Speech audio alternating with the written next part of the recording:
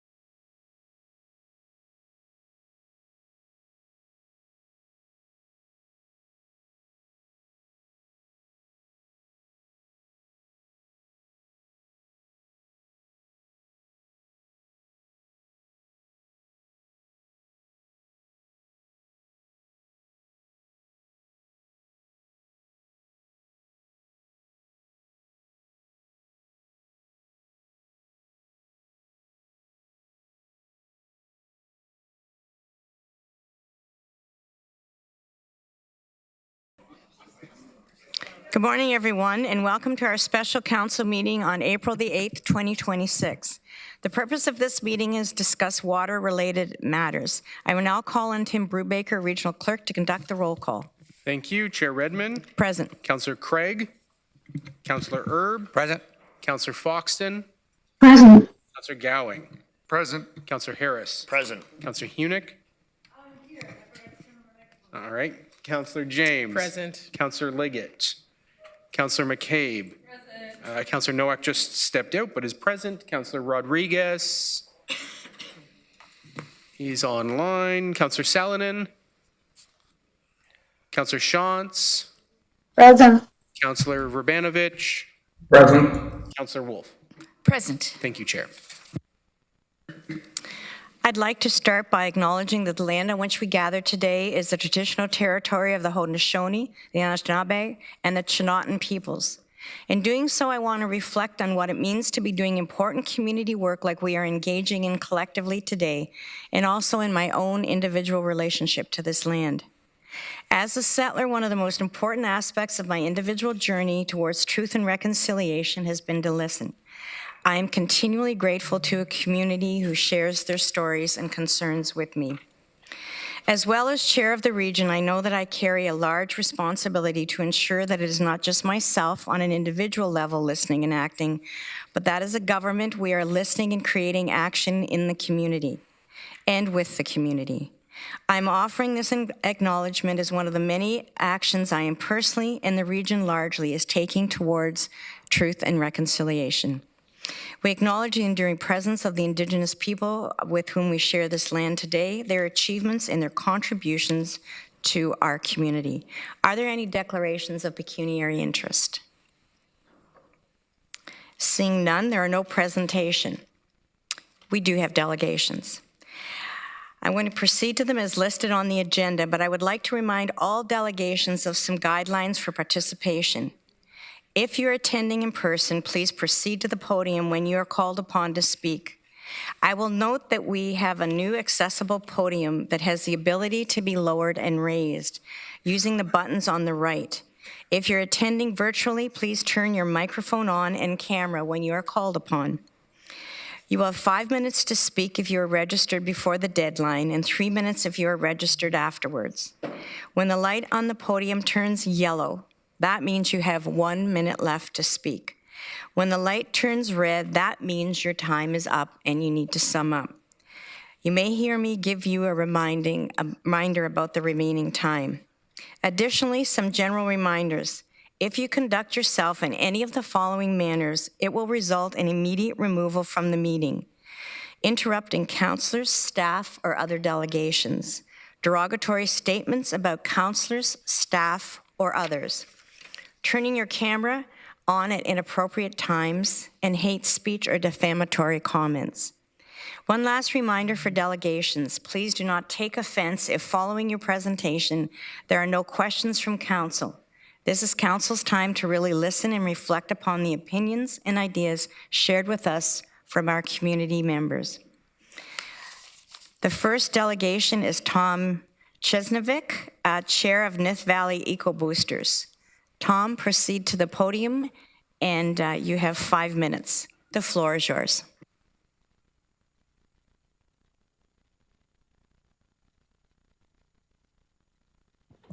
Great, thank you. Good morning. Regional Chair Redmond, regional councillors and staff, members of the public. My name is Tom Knezovich. You were close.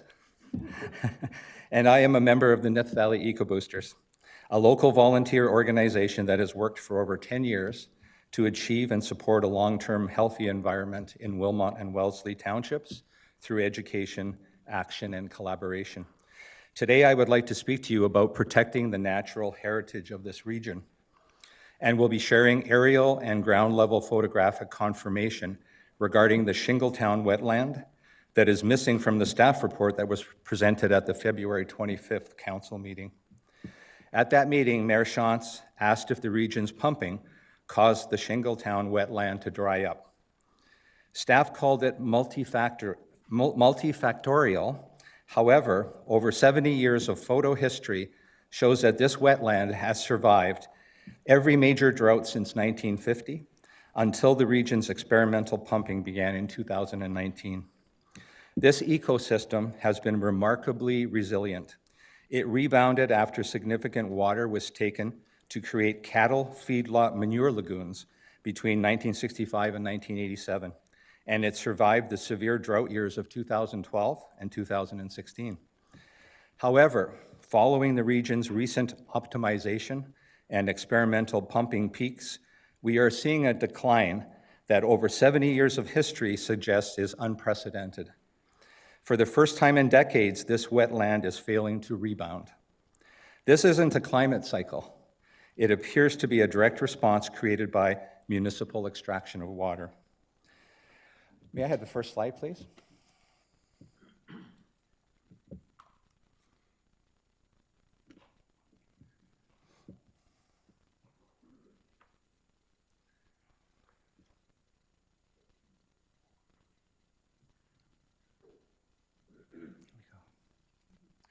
And I know this is going to be difficult to see for some of you from where you are, but the councillors have a copy of this, so they will be able to see this a little better. In this first slide, it is an aerial photo showing a healthy Shingletown wetland in 1955. And there's a red triangle, which I hope some of you can see, that highlights the wetland. And also the location of the Hallman gravel pit is also highlighted in the photo. So I know it's kind of hard to see, but it's a healthy wetland that we're seeing in 1955.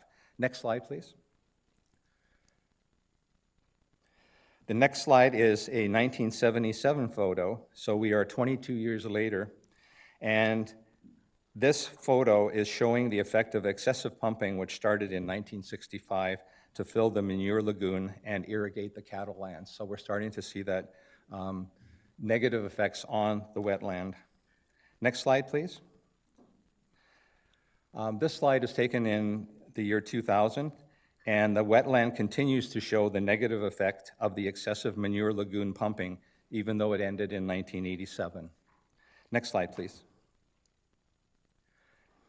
This photo is taken in 2010, and this is a great indication of showing how the wetland survived and recovered from the excessive manure lagoon pumping. So even though there was excessive pumping done, the wetland rebounded at that time. Next slide, please.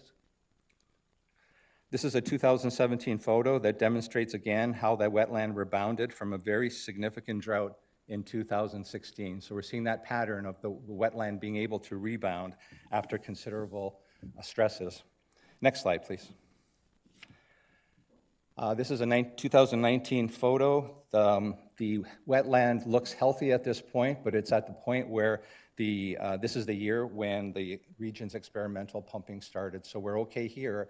But next slide, please, is showing 2 years later in 2021. And in 2021, we're starting to see the negative effects of the experimental pumping. And final slide, next slide. 2022, we continue to see the negative effects of the region's experimental pumping on the wetland, drying up.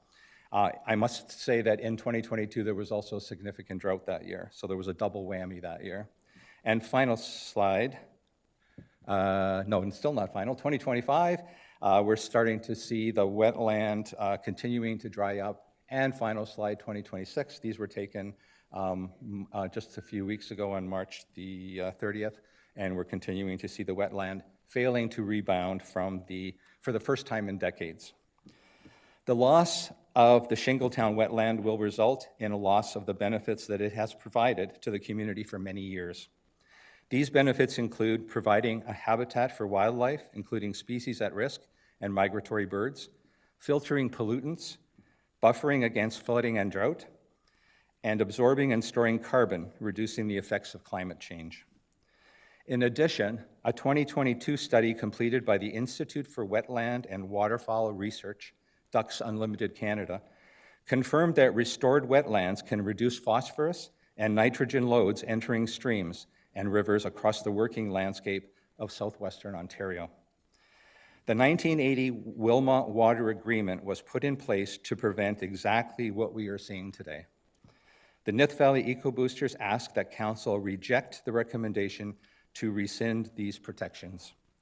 We need a watershed-first approach that respects the historical baseline of this wetland before we commit to higher pumping volumes.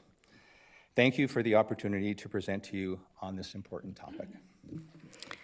Thank you very much, Tom. I gave you a few extra seconds because it took a while to get your slides up. So thank you for finishing in a expeditious manner. We have some questions. Councillor Salonen. Thank you very much, Tom, for coming and for representing the Nith Valley Eco Boosters on this matter. I'm curious, and I really appreciate the images that you provided and the context too for when the manure lagoons were there. I think that's really important. I'm curious, in your read-through of the report that council got, and to be fair, it was a lot of pages. I don't know if you got through it all, but it's claimed that it's not actually an impact from the pumping. I was just curious. I don't personally agree with it, but on if your group had any thoughts based off of the data that you've shown in contrary to that. I mean, I guess all I can say is that if we take a look at the photographs and the rebounding that has happened over many years, the wetland was able to rebound from that excessive pumping for the cattle, the manure lagoons, and also from severe droughts. And there may be a few people that are going to delegate after me today that can address that better because they live in that area more directly than I do. But I think I would just go on reflecting on what has happened in the past, and every time it has rebounded. So something's different. So the only thing I can point to is different is the excessive experimental pumping. So I guess that's about all I could say about it. Thank you very much. You're welcome. Councillor Hunick. Thank you for coming today. Thank you for the historical review of what it used to be and what it is currently. You mentioned something really interesting to me, which is a watershed first approach. Can you explain more what you mean by that?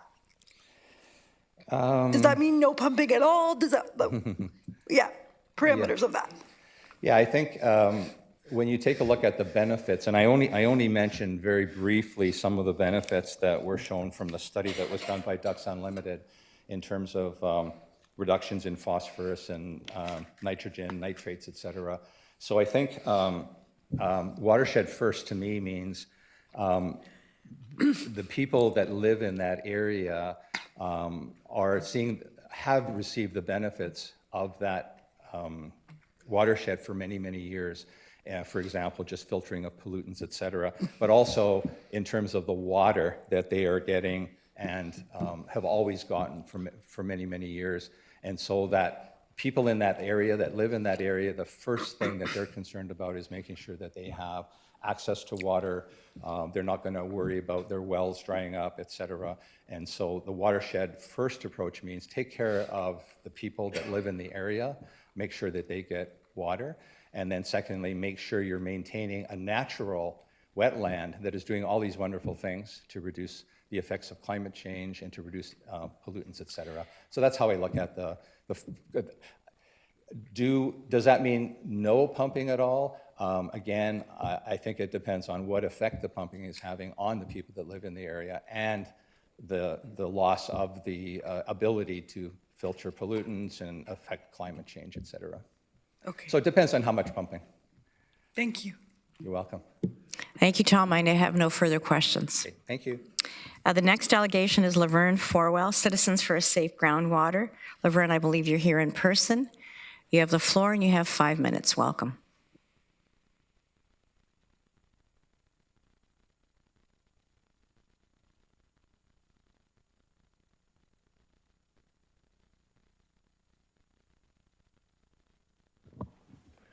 To the chair and councillors, my name is Laverne Forwell. I have lived as a farming resident on Whitmer Road for 35 years. At this time, I have seen significant changes, including several gravel pits, one being my neighbor now. I understand growth, but I also understand poor decisions, and that's why I'm here today.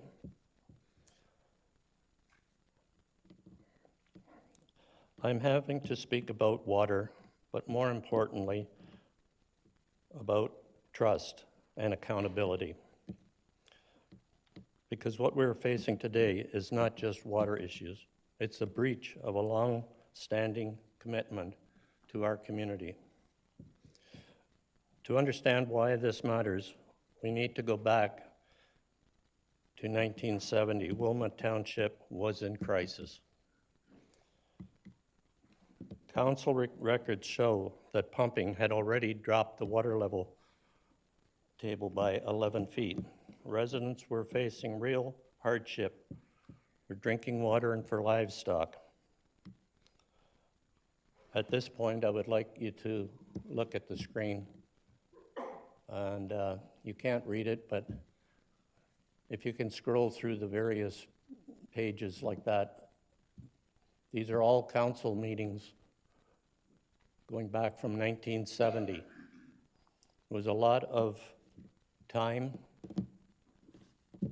and a lot of stressful delegation to create this 1980 water policy. This policy became a commitment to protect Wilmot Township for the long term. And that, for decades, that promise held. Water was taken and it was capped. Beginning in 2019, the region began exceeding these limits through what they described as experimental pumping. Another word comes to mind when I think about someone taking from a neighbor without proper notification. There was no communication with the township or the residents. Now in 2026, we are seeing the consequences. Residents are reporting water issues such as sediment, well interference, and shortage, and ponds going dry. For 43 years, I, as an outdoorsman, had access with permission to the Wilmot wetlands, or Shingletown wetlands. The water average over those years were about 4 feet. Now, the last several years, I have seen it slowly decreasing to what you see in the slide there. I believe that's not the right one.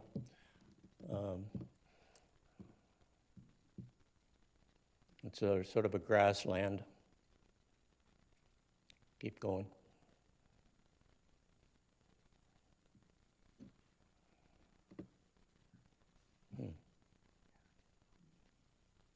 There you go. That was a week ago Sunday. That was the extent of the water, and it had rained for a day and a half. I was walking in the middle of it with my running shoes on.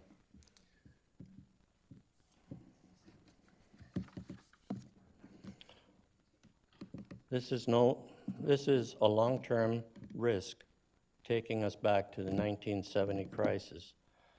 And now there's a decision about to remove the policy that was designed to prevent this. So the question becomes, after a decade of work to prevent another crisis, is the solution really to remove the safeguard?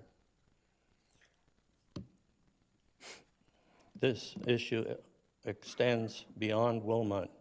It affects residents, farmers, and businesses, and wildlife, and the growth of the region, because water is not optional infrastructure, it is fundamental. So today I'm asking for 3 things. First, transparency, clear public reporting of water levels since 2019, accountability, a clear acknowledgement to where limits were exceeded, and the correction action that will be taken. Third, do not weaken or remove the protection of the 1980 agreement without equal or stronger safeguards. Because once trust is broken, it is not easily rebuilt. So councilors, some point in all of your lives, you will need trust. And right now, the people of Wilmot Township are asking. If long-standing So Laverne, statements- you're out of time if you want to sum up, please. If long-standing agreements cannot be exceeded without clear transparency, if the 1980 agreement cannot be trusted, what protection do we have? To honor the agreement and the commitment that were made, and to ensure the decisions made today do not create the crisis of tomorrow. Thank you. Thank you, Laverne. We do have questions. Councillor Salonen.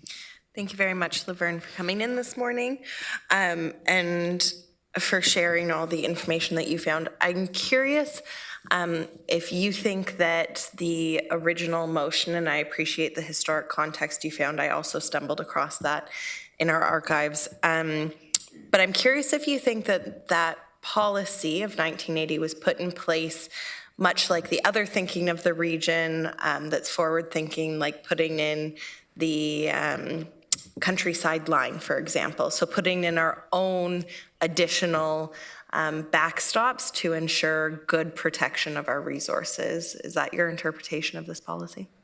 Yes, I'm sure it was, because the people then seen what we're seeing today. And what we're seeing today is, in some of those other pictures, were springs that are not running anymore. It's very obvious to anybody that looks at the water levels and the ponds that we have a problem. Thank you very much again for coming in today.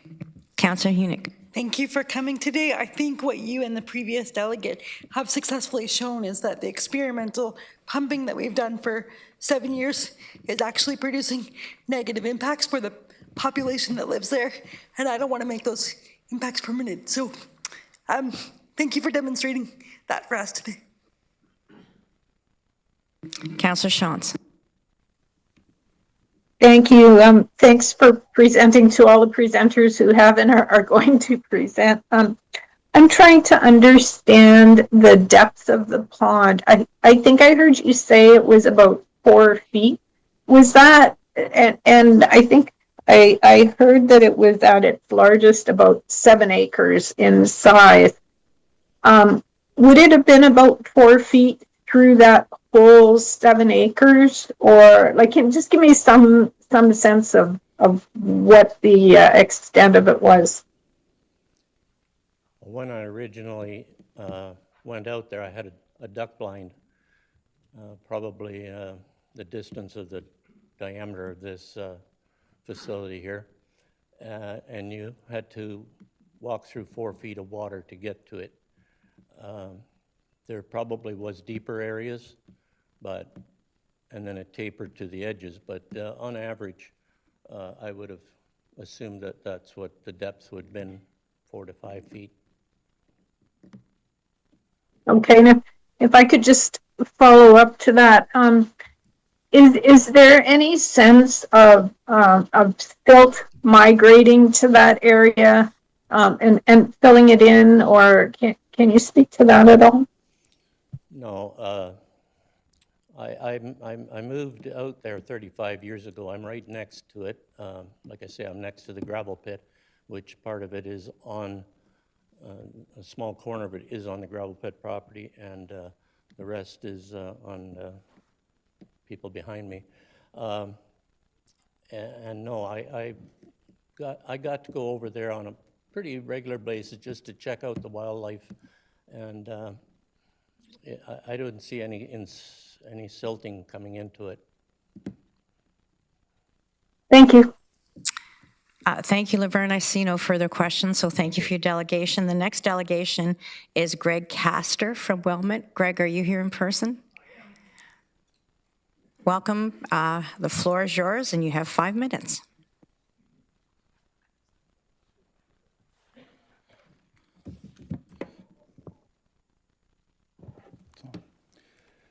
Madam Chairman Redmond, mayors, councilors, staff, I'm here to give a historical perspective from a community that went through this over 40 years ago.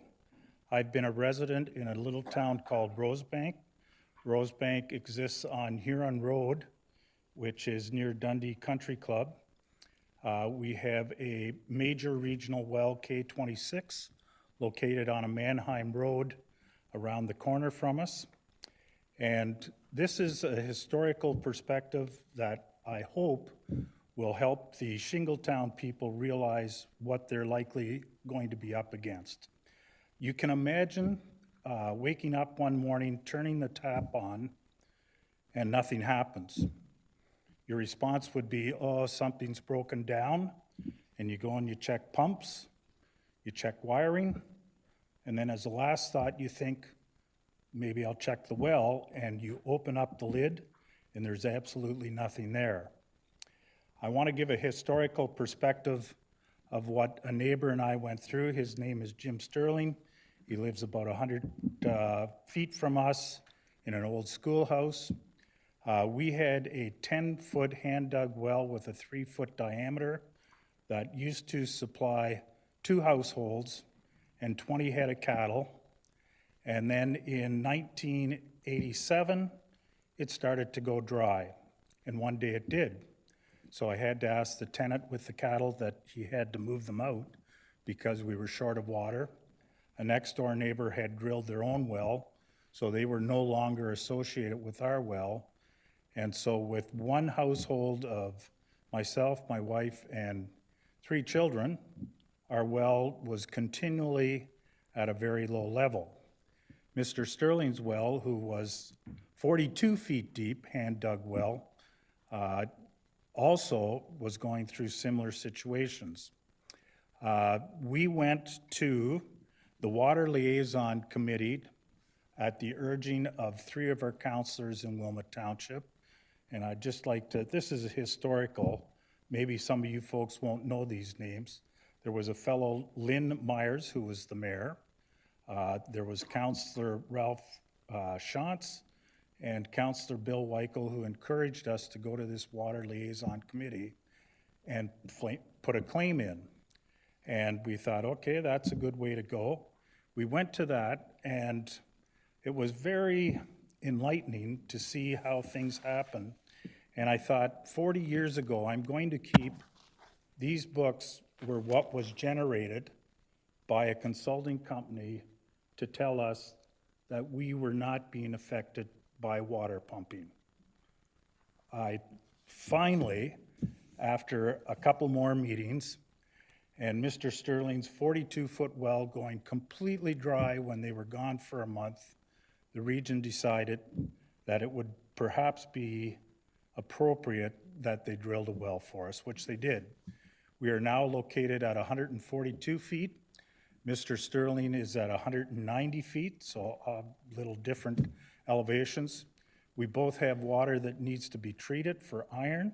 His needs to be treated for carbon, and he's also got a reverse osmosis system put on his, which he's had to pick up the cost of. Well, here is my concern. My concern is that when this research was done, the consultants came in and used that as their baseline. So their comment was, your well isn't producing enough water, which I already knew. So historically, I've lived there 70 years. I've seen all these changes take place. So is the process still happening? I recently talked to 2 more neighbors who have had to drill wells too. They had hand-dug wells, and they have gone completely dry. They have put out, in one case, a single person in one house has had to put out $55,000 to get a water system that she can operate off of. That's a lot of money for one person to have to deal with. So here's another issue. How much time do I have, Chair? 5 seconds remaining. 5 seconds. Time goes fast. Okay. The other issue I was going to bring up was Alder Creek. Alder Creek is a stream that runs through our farm. It has 3 tributaries. It has one that comes from a trout farm, one that comes from Dundee Country Club, and one that comes from Mannheim, where it used to run the sawmill back in the 50s. That stream that comes from Mannheim is almost non-existent now. So water levels have been affected. There have been many streams, springs along Alder Creek that have completely dried up. So I think we're into an issue where we have some major concerns. Could I, at the chair's discretion, just read my final comments? Yes, if you would sum up, that would be great. Okay, here's what I would like to ask. There's monitoring stations in the township that I would like to see the information be released to the community. I would like to also, like there's a monitoring station at the bridge on Alder Creek that I'd like to have that information released. I'd like to see the 6-month plan put in place that no further water is taken from Shingletown. I feel for you folks. There needs to be another solution for water, and I hope we are doing some thinking in terms of what else could we possibly do rather than just taking more water from Wilmot Township. That will be an issue if we continue to do that. Thank you. Greg, don't go away. Councillor Salonen. Thank you. And Greg, you actually got to it, but I was going to ask you, because I know Alder Creek runs near where you are, the impacts, but I think you've already kind of outlined them. So that was going to be my question. But thank you very much for coming in today. I appreciate it. Thank you. I see no further questions. Thank you for your delegation. The next delegate is Samantha Lernout, President, Citizens for Safe Groundwater. Samantha, are you in person or online? Oh, apparently that delegate has withdrawn. So the next delegate is Ernie Dreher from Wilmot. Ernie, welcome to the podium, and you have 5 minutes. Good morning. I've lived at Sandhills Road for 68 years. I never had any issues, cattle, pigs, everything. And in 2020, I started getting sand in all my taps, showers, and everything. Then I put in a filtering system in August 21, and it helped some, but it didn't stop. The problems continued. I sold the farm to my son in 2022, and in March 23rd, he said, "Dad, I got no water," turned on the tap. No water. So we had to bail water for over a week till I got somebody in, and I had to drill a new well.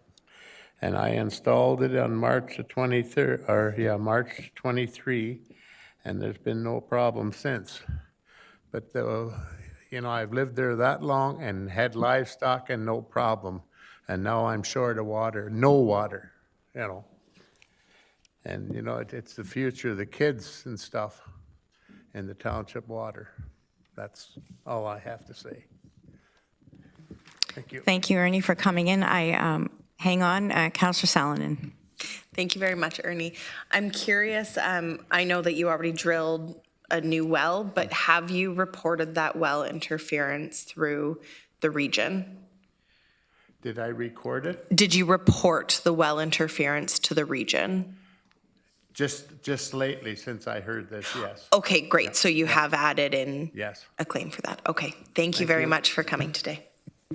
Thank you, Ernie. The next delegation is Michael Friend, Associate Hydrogeologist and Groundwater Modulator, Friend Consulting Associates. I believe that you're virtual, is that correct? Michael, welcome. Yeah, can you hear me? Can you hear me? We can hear you, and you have 5 minutes. Please go ahead. Okay, what I wanted to speak about is the issue that the focusing more on the study that has come through from done by SLR, the concern I have with that study is that it doesn't address it basically cherry picks the data sets to be from what the region has, but it doesn't give insights into the wells from the residents themselves. And when you look at a set of data, like every well, including a well that serves as a residential well, by default, it can also serve as a monitoring well. You can have a well that, if you just stop pumping for a little while, obviously it'll show you a static water level. And so you can measure that with a dip tape. And the Citizens for Safe Groundwater, Samantha was unable to attend, but as she documented, there's a whole group of residents there who have issues with their wells. I think the count is 18 now. Residents with dried out wells. We heard from a few residents in the area this morning, the previous speakers who spoke before me. There's many more, and they've had issues with wells drying out, sand in wells, and so on. And they all occurred, all within a close period of time. So that cannot be explained by a mechanical issue with the well. This is only explainable by a low water level issue. And the problem is there's not enough discussion on geologic uncertainty. I could go into it and teach a whole course on this, but there's not enough time. But when you look at, for example, the Burnside cross sections in the Burnside report, you see a cross section that shows as a simple layer cake. But in reality, geology in 3D in a morainic environment like the Waterloo Moraine has, you tend to get pinch outs and windowing and aquatards and all sorts of interesting things, where you can get places where you pump from one well in one aquifer, like the AFB2, which is what we have in Mannheim, and everything seems fine, according to the monitoring wells that you have around that, but you just get problems elsewhere, and the problems elsewhere can take time to appear. And we've heard from previous speakers this morning how problems can take time to occur. And then it turns out, the region's been quietly doing experimental pumping since 2019 at an elevated rate, far above the 87 liters per second agreed from the Wilmot Center wells in the 1980 agreement. And it took a while for problems to appear, but now a whole slew of problems is occurring.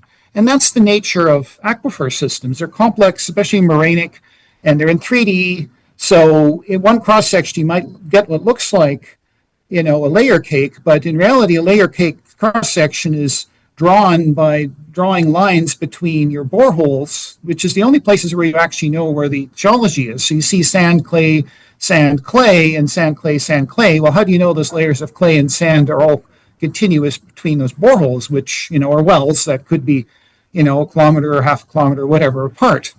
So the 3D structure of the aquifer of the Waterloo Moraine, even though it's been extensively studied, starting in the 1980s by Paul Martin, who actually did his master's under my father, there's been a lot of studying done since then, but there's still a lot that's unknown. And the more that we know about the Waterloo Moraine, the more we realize we don't know. So when you get a study done by a consulting firm like SLR, which did a fair bit of work for that study, what bothers me is what they left out. You can't cherry pick and lemon drop data. You have to do a study that explains the observations, all of them. You can't just say, well, we're going to use the region's monitoring wells and leave out the wells that are the private wells. So those are the concerns that I have. And Michael, the concern I have, the region is getting closer to doing the same mistake that it did at Mannheim out here in Wilmot Center. So, yeah, I'd like those concerns addressed in some way, and I think basically, certainly we need more studying, and I think the only safe approach is to stick with the not exceeding the 1987 level, that the 87 liters per second that was mentioned in the 1980 agreement. That agreement should be used as a cap for sure. And also the other thing is that bothers me with the SLR report is that they try to key their arguments to the average of precipitation and the average rainfall, and it really should be keyed to the minimum years, the drought years, because climate change is occurring, and that's going to make things more extreme in the future. Thank you. Thank you, Michael, and don't go away. We have questions. Councillor Dowling. Thanks, Chair. Thanks, Michael, for for coming in virtually today. The region model suggests that these private wells and the Shingletown wetland are not connected or outside of the zone of influence. In your professional opinion, when there is a systemic well failure and the wetland dries up exactly when pumping increases, does that suggest the data is wrong, or is the region using the wrong model entirely? Well, there's obviously seems to be some kind of a connection there. If you're doing pumping and there's some other noise. Okay, all right. There was some other interference from someone else. What you're getting there is when you're getting it, there's obviously some kind of a connection there. When you're pumping from the region's wells and the residential wells are drying out, that does point out there's some kind of connection. So there could be like windowing in an aquitard. So the modeling the region has is fundamentally with any kind of groundwater modeling, this geologic uncertainty. So the modeling's hydrostratigraphy, that's the geologic, the layering, is only really understood at places where you have boreholes. So places where you've drilled and the drilling process, the person at the drilling is supposed to observe, okay, I found, sand down to 5 feet, and then I found 2 feet of clay, and then 20 feet of sand, and so on. You're supposed to log all that. So you correlate that between the boreholes, but the problem is you don't really know what's between those boreholes. So if you're finding observations in the field that you've got a well here, and half a kilometer away, a residential well is drying out after you've done extensive heavy-duty pumping. And the region's pumps, I've seen them; they're huge pumps. It's pumping from elsewhere, and the model says they're not connected, but observations show that there's something happening here at the same time. Then you need to do some more investigation, because the modeling is fundamentally limited by what you know from the field, and you can't know everything from the field. So when you have observations that point to something the model structure doesn't have already in it, then the model needs to be updated. Councillor Gowing? So what would you suggest in response to the way that the modeling is like, would you add to it, or what would you suggest that we would be looking at? Well, that's again what you need to do is do more field investigations. There's multiple ways of doing that. One of them is the geophysical methods is one example. That was done actually a number of years ago in Wilmot Mine in Waterloo, where the Ontario Geological Survey was involved. You use what are called seismic methods, in that case vibrosize. You basically vibrate the ground and you generate sound waves that bounce off the different layers. You have to ground truth that with actual boreholes and drilling, although. But basically different layers behave differently in terms of how they reflect sound waves in the ground up to the surface, to geophones, as they're called, microphones that measure ground vibration.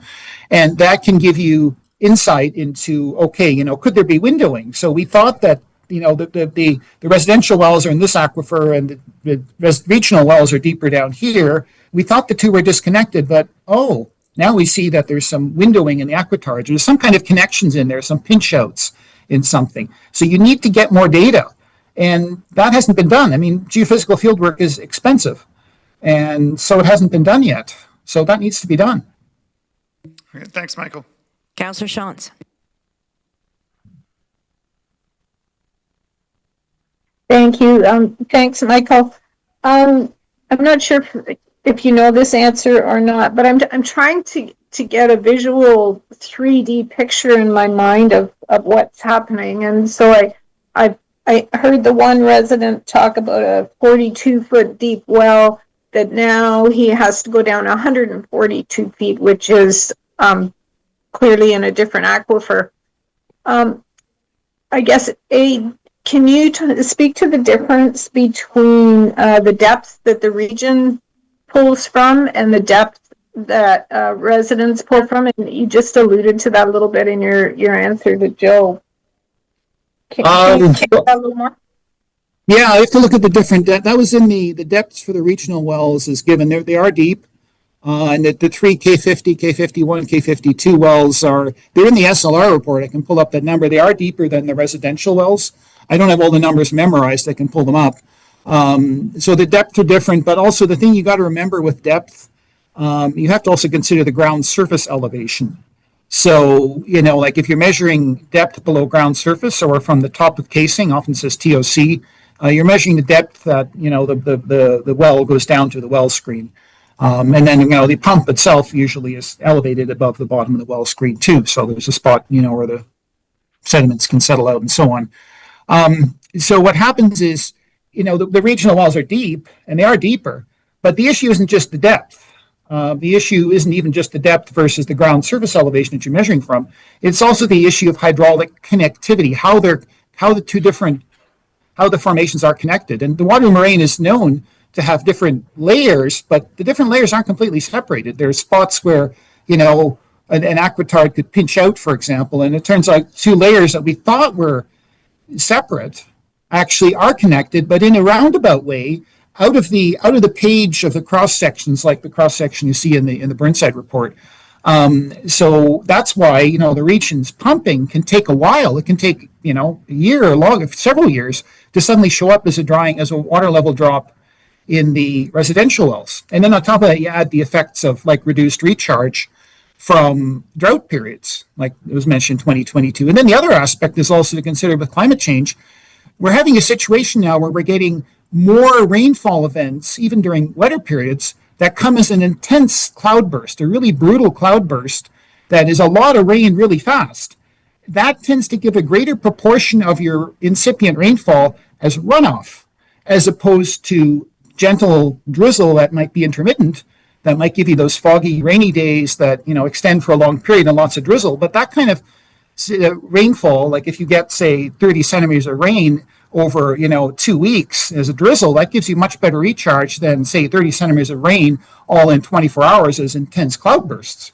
So that also needs to be considered. So there's so many factors to consider. You can't just say, well, this well is this deep and this well is that deep, and therefore they're not connected. Well, yeah, they could well be connected, especially if those mega big pumps that the region has are all pumping full tilt at 120, 130, 140, or even more that the SLR report mentioned, because that's the PTDW amount that the region has. If they max it out, sure, then you won't see something at the residential wells immediately, but you might see it, 6 months later or 2 months later or whatever. And that's the kind of thing, you get pumping tests done that are done for a month or two at a high rate. They might not show that, but you need that extra time to show that. It's like, oh my goodness, we got a big problem in the residential wells. Now what do we do? Yeah, it's going to take a long time for those to recover. Yeah. Thank you. Councillor James. Thank you. Through you, Chair. Thank you, Mr. Friend, for coming and delegating. I just have a question regarding the 1980 policy. Have you reviewed the evidence used to develop the 1980 policy? And do you think there's been progress in science and technology or for hydrology in the past 50 years? There has been progress in terms of the information we've learned about it, the fundamentals of it. In terms of like field observations, we know more now. Seismic methods, for example, we can do more geophysics now, but the problem with field work is it's more expensive to do more field work. So the state of knowledge has grown. The big boost in knowledge of the Waterloo Moraine has been in the 1980s, which was Paul Martin's master's thesis. You can download it freely. And what that was based on is basically correlating all the existing water well data sets. So every time a well is drilled in Ontario, you gain more information into the geology at that point. So the answer of, do we know as the state of knowledge has increased? Yes, it has. The 1980 agreement was based on the knowledge available at that time. So we know more now, but we're still not at the point of knowing everything. And you can never be at the state of knowledge of knowing absolutely everything, because you can't drill a borehole every 10 centimeters or every meter in an aquifer. I mean, the region would be pocketed boreholes all over the place. It wouldn't be possible. So you do have to sort of balance the actual data you get from boreholes, i.e. every time you drill a well, and that gets reported in the Ontario MOE WIS Water Well Information System. That's publicly available. You can download the logs of every well. All that information is public. The only thing that's blocked out is the personal name of the landowner.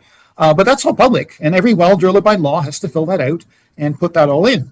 And so you can see, we found, sand 5 feet, or it could be meters, and clay down to, this deep, and so on, all the way down, and where the static water level was found when the drilling was done, and the drillers should have that information, and that should all be in there. So we do know more now. That's great. My concern is that we also know more things. We can't just say, well, we know more now, therefore we can suddenly just pump more, because we also know more about the effects. We know things. Climate change is another one. I touched on that earlier and explained the concerns with climate change that mean we have to be more careful with our water supplies. The other aspect that I didn't mention actually is the issue of drought periods, meaning a greater demand for irrigation. And that means everything, like farmers might be needing more water for irrigating their farm fields versus before they didn't. They might need more water for their chickens. There's a trout farm there too. They might need more water and then even the city, the region itself. You want to take the water for the integrated urban system. Well, there's going to be more people, for example, watering gardens and lawns. So that also makes more demand that's also a form of irrigation. So, we can say, yeah, sure, we know more than we did back in the 70s, but we also know from the 1970s, it was a seminal moment that pumping at a high rate, the original PTTW amount, permit to take water from the MOE, that time the Ontario Water Resources Commission, back, when the region started with its wells, 1970, 1972, pumping at full tilt, whatever it was, somewhere around closer to 200 liters per second was just way too much. And that led to that decade of, a lot of agony for the residents who at that time, I'm sure they had shallower wells. And as we heard from the previous speakers, they had to deepen their wells. And that is often a common solution. Okay, really shallow well is not good enough. We got to deepen it. Okay, that's fine. But you still got the issue where you're only getting so much recharge. Your recharge from a deeper well tends to come from a larger area, so that can help. And understanding the flow system is definitely valuable. But you also got to take into account all the information. When you got residents today who now largely have deeper wells, and when they're reporting problems, and the region has been pumping at a higher rate since 2019, and they're reporting problems now, that is information that needs to be taken into account. So that needs to be sort of added in there. Councillor James? Okay, thank you. Just one follow-up. So are private wells regulated the same way that, say, a regional well would be? And I'm thinking there was comments earlier about hand wells. Hand dug wells, yes. Same regulations follow or different? Michael, can you answer that, Michael? Can you just run that by me again? I just need to be sure I get everything. I'm just confirming the difference between, so, you've got your hand dug wells, and then you've got, say, the regional well. And in terms of the regulations, the requirements and all of that, would it follow the same thing? Or if I'm somebody, I can just, on my property, I can hand dig a well and I don't have to follow is there regulations around that? That's what I'm asking. No. By law, any well in Ontario has to be dug by a well technician. We're not back in the 1930s where you can just start digging a well yourself. There are some cases where some historic hand dug wells, which later failed. I get that. I mean, a well that's that shallow, you also get serious problems with water quality. You get serious issues with, cow manure and all that kind of stuff. So really, drinking from a well that's just hand dug at 10 feet is not really a good idea. That's a bad idea in any case, just for water quality. And those wells are very vulnerable to fluctuations in water levels and, and rainfall and drought anyway. But the issue is when the residents now have much deeper wells, by and large, and so they're having problems. That's the issue there. But yeah, you can't just start digging your own well. That's not that kosher. I mean, that's not allowed. That's you have to have a well technician, somebody who's certified, has to be done properly, has to be reported. There's a whole procedure behind that because groundwater is a shared public good. Aquifers have a shared public nature to them. So you can't just have people randomly doing, whatever they want to. That's not kosher. Thank you, Michael. I have no further questions, Chair. Thank you, Michael. I have no further questions. Thank you for delegating. The next delegate is joining us virtually, Larry Massio, Waterloo Region Home Builders Association. Welcome, Larry. You have the floor and you have 5 minutes.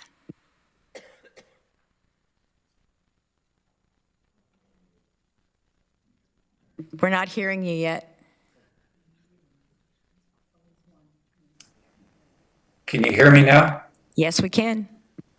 Okay, great. Because I'm getting terrible feedback on my end, but I'll get going here. Good morning, Chair Redmond and members of Council. Thank you. I'm here this morning on behalf of the Waterloo Region Home Builders Association in support of item 6.3 being the deferred motion relating to the temporary suspension of the region's 1980 Wilmot water take permit.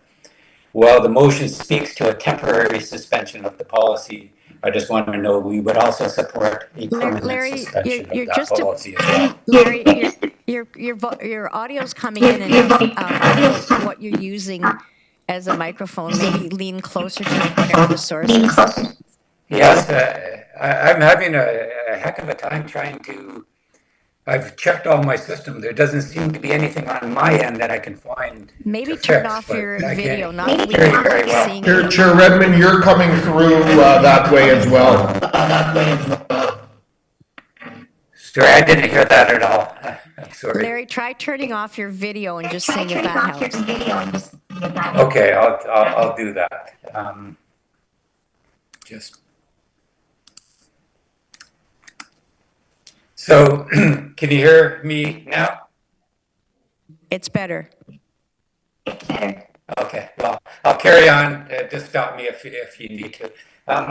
Decisions on this matter must be grounded in independent analysis and verified data, particularly given both the documented water capacity constraints within the Mannheim service area and the growing economic impacts now being felt across the region as a result of the current development freeze. As clearly documented in Staff Report 26-003, regional staff have undertaken a detailed hydrogeological review and system analysis, including a third-party review by SLR Consulting Canada Limited. This work confirms that sufficient groundwater capacity exists to support the temporary policy suspension contemplated by the motion. The conclusion is not theoretical. It's based on modeling, current system monitoring, alignment with the province's permit to take water framework, and the region's own source water protection planning. At the same time, staff have acknowledged that the Mannheim service area is already operating under real and increasing water capacity constraints. Maintaining the 1980 policy in its current form, despite confirmed availability capacity, does not preserve water resources. Instead, it artificially restricts system flexibility and limits the region's ability to responsibly and efficiently allocate existing supply where it is needed most. In addition, there is some question as to the legal validity of the 1980 policy and the ability to restrict an entity from using groundwater for its own purposes, provided it conforms with all other applicable law. As noted in Staff Report 26-007, failure to suspend and ultimately review this decades-old policy will exacerbate servicing constraints within the Mannheim servicing area, prevent the use of demonstrated capacity, increase pressure on already constrained parts of the system, and complicate capital planning, delaying necessary solutions. Supporting this recommendation will not weaken environmental protection. Groundwater takings remain subject to provincial permitting, ongoing monitoring, wellhead and source water protection policies, and region-wide oversight. The recommendation before you will ensure that decisions reflect 2026 conditions, not merely assumptions from 1980. This is also a matter of good governance and economic responsibility. When professional staff and independent consultants both confirm that capacity exists and that continuing to rely on a legacy policy will worsen an already constrained system, Council should act on that evidence. Not doing so risks worsening and extending the economic impacts of the current crisis. In that context, we also respectfully request the Council undertake a comprehensive economic assessment of the current development freeze, including impacts on housing supply, employment, municipal revenues, and long-term affordability. Understanding these effects is essential to making balanced, informed decisions. So in closing, we urge Council to support item 6.3 in context of a full economic analysis. Thank you for your time and your consideration this morning. Larry, thank you very much. I have no questions, but thank you for delegating. Thank you very much. I have no questions. Great, thank you. I was getting feedback, so I was waiting for a minute. The next delegation's in person, I believe, David Enakuran from Wilmot. You can correct my pronunciation when you get to the podium. Welcome, and you have 5 minutes. That was Dave Encorin. Yeah, close. Hello, Council and Regional Chair. My name is David Encorin, and I live at 2428 Bleams Road in the Township of Wilmot, west of K50 and 51. My wife and I moved to this location in 1995. It was formerly owned by Mr. Clyde Gassmeyer, and it has been a focal point with the local residents because of its location to K50-51. Our property, which dates back to 1845 or older, has had a cider mill, had a wheat mill run by water mill powered by Huntsberger Creek. Residents remember coming to this property for boat rides and on the ponds and school trips to catch frogs. And I have a map of our property. I don't know if it was up or not. Yeah, that's it there. The black areas are, the biggest one is our pond, our area that used to be there. I'm here today to ask the Regional Waterloo to continue as stated in May 18th, 1972 water taking permit, and this is how it reads. In order to comply with the special conditions 3, it will be necessary for the Kitchener-Waterloo Commission to install, operate, maintain works whereby water can be directed from K50-51 into the upper pond of Mr. Gassmeyer's property, and to direct a portion of the outflow by means of a pipe to his lower pond. The outflow will then pass through Mr. Haymaker's on-stream pond via the existing stream channel before reaching the gauging site of H5, which I believe is still there, the point at which a minimum stream flow of 350 imperial gallons, which is 1,591 liters, must be maintained. At present, the region of Waterloo provides 6 liters per second into our pond. The region provided me with a letter on June 15th, 2009, stating that the region of Waterloo will continue the flow even though the MOE did not include the clause addressing the flow to the pond in the 2006 permit, as it was stated in the 1972 permit. And I have attached pages of that for council. I'm asking the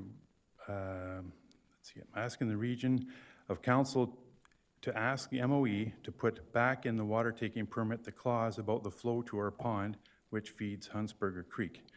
This would not make it a promise, but a policy. This would also provide written clarification for understanding should things change at the regional level in the future. Since purchasing this property, I've gained a lot of information and documentation, and this is just part of it. I've got a lot. People have given me information left, right, and center since I've lived there.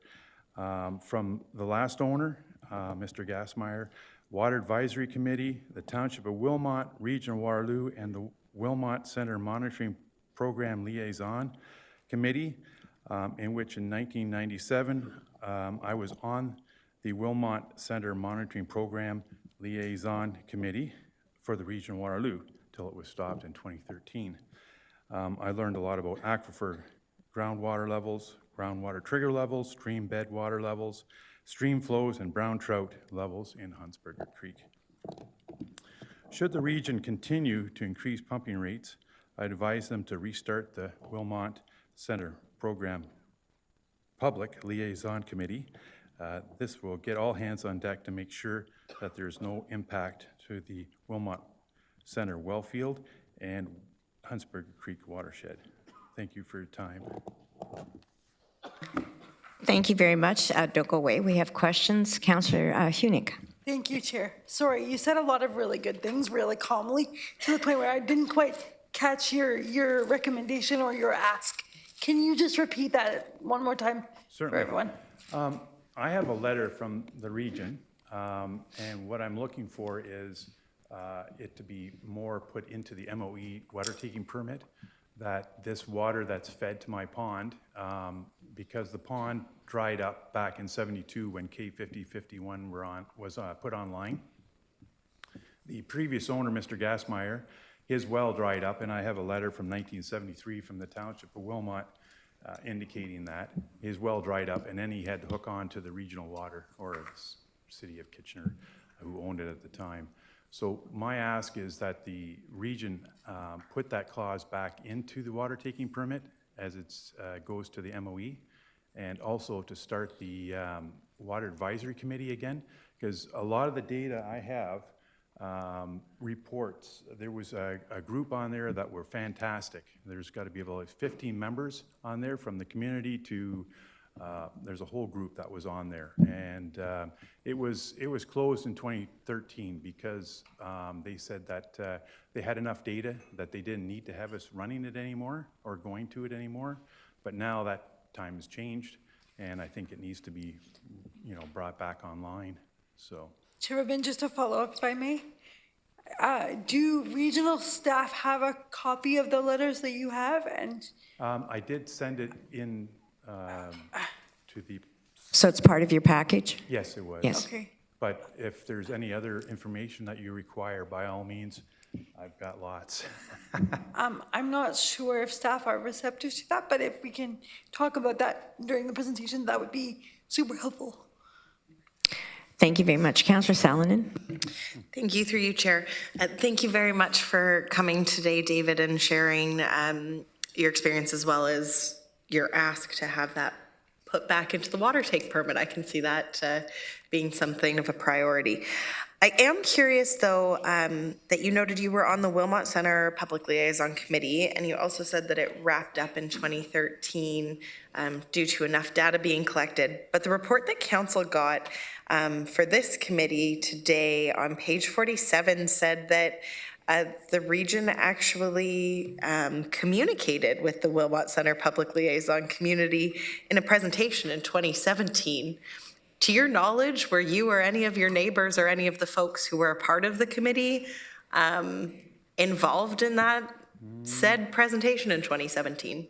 Not that I can recall, unless as a member, I didn't get any kind of notice that that meeting was there. I most likely would have not attended. Okay. All I have is a letter from the region stating that that it was no longer viable to have that committee to be run in 2013. Okay. Thank you very much. You're quite welcome. Thank you very much, David. Thank you.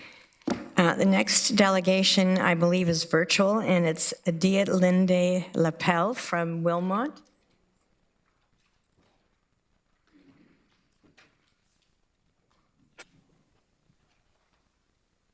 Welcome. You have the floor, and you have 5 minutes.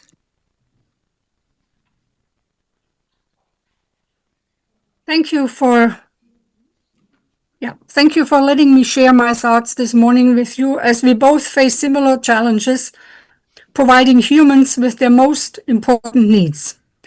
You are seeking a solution to provide enough water to a growing population, and I, or we farmers, are challenged to feed them all with less and less land available. Next. The province appears to have overlooked errors in issued permits. 2 expired permits for K50 and 51 list the wrong address, Lot 3, north of Bleems Road, which is near Mannheim, rather than the actual location, Lot 11. Secondly, the amount permitted to be taken from each well, 9,500 liters per minute, exceeds by far the recommended pump rate for each well of 3,900 liters per minute.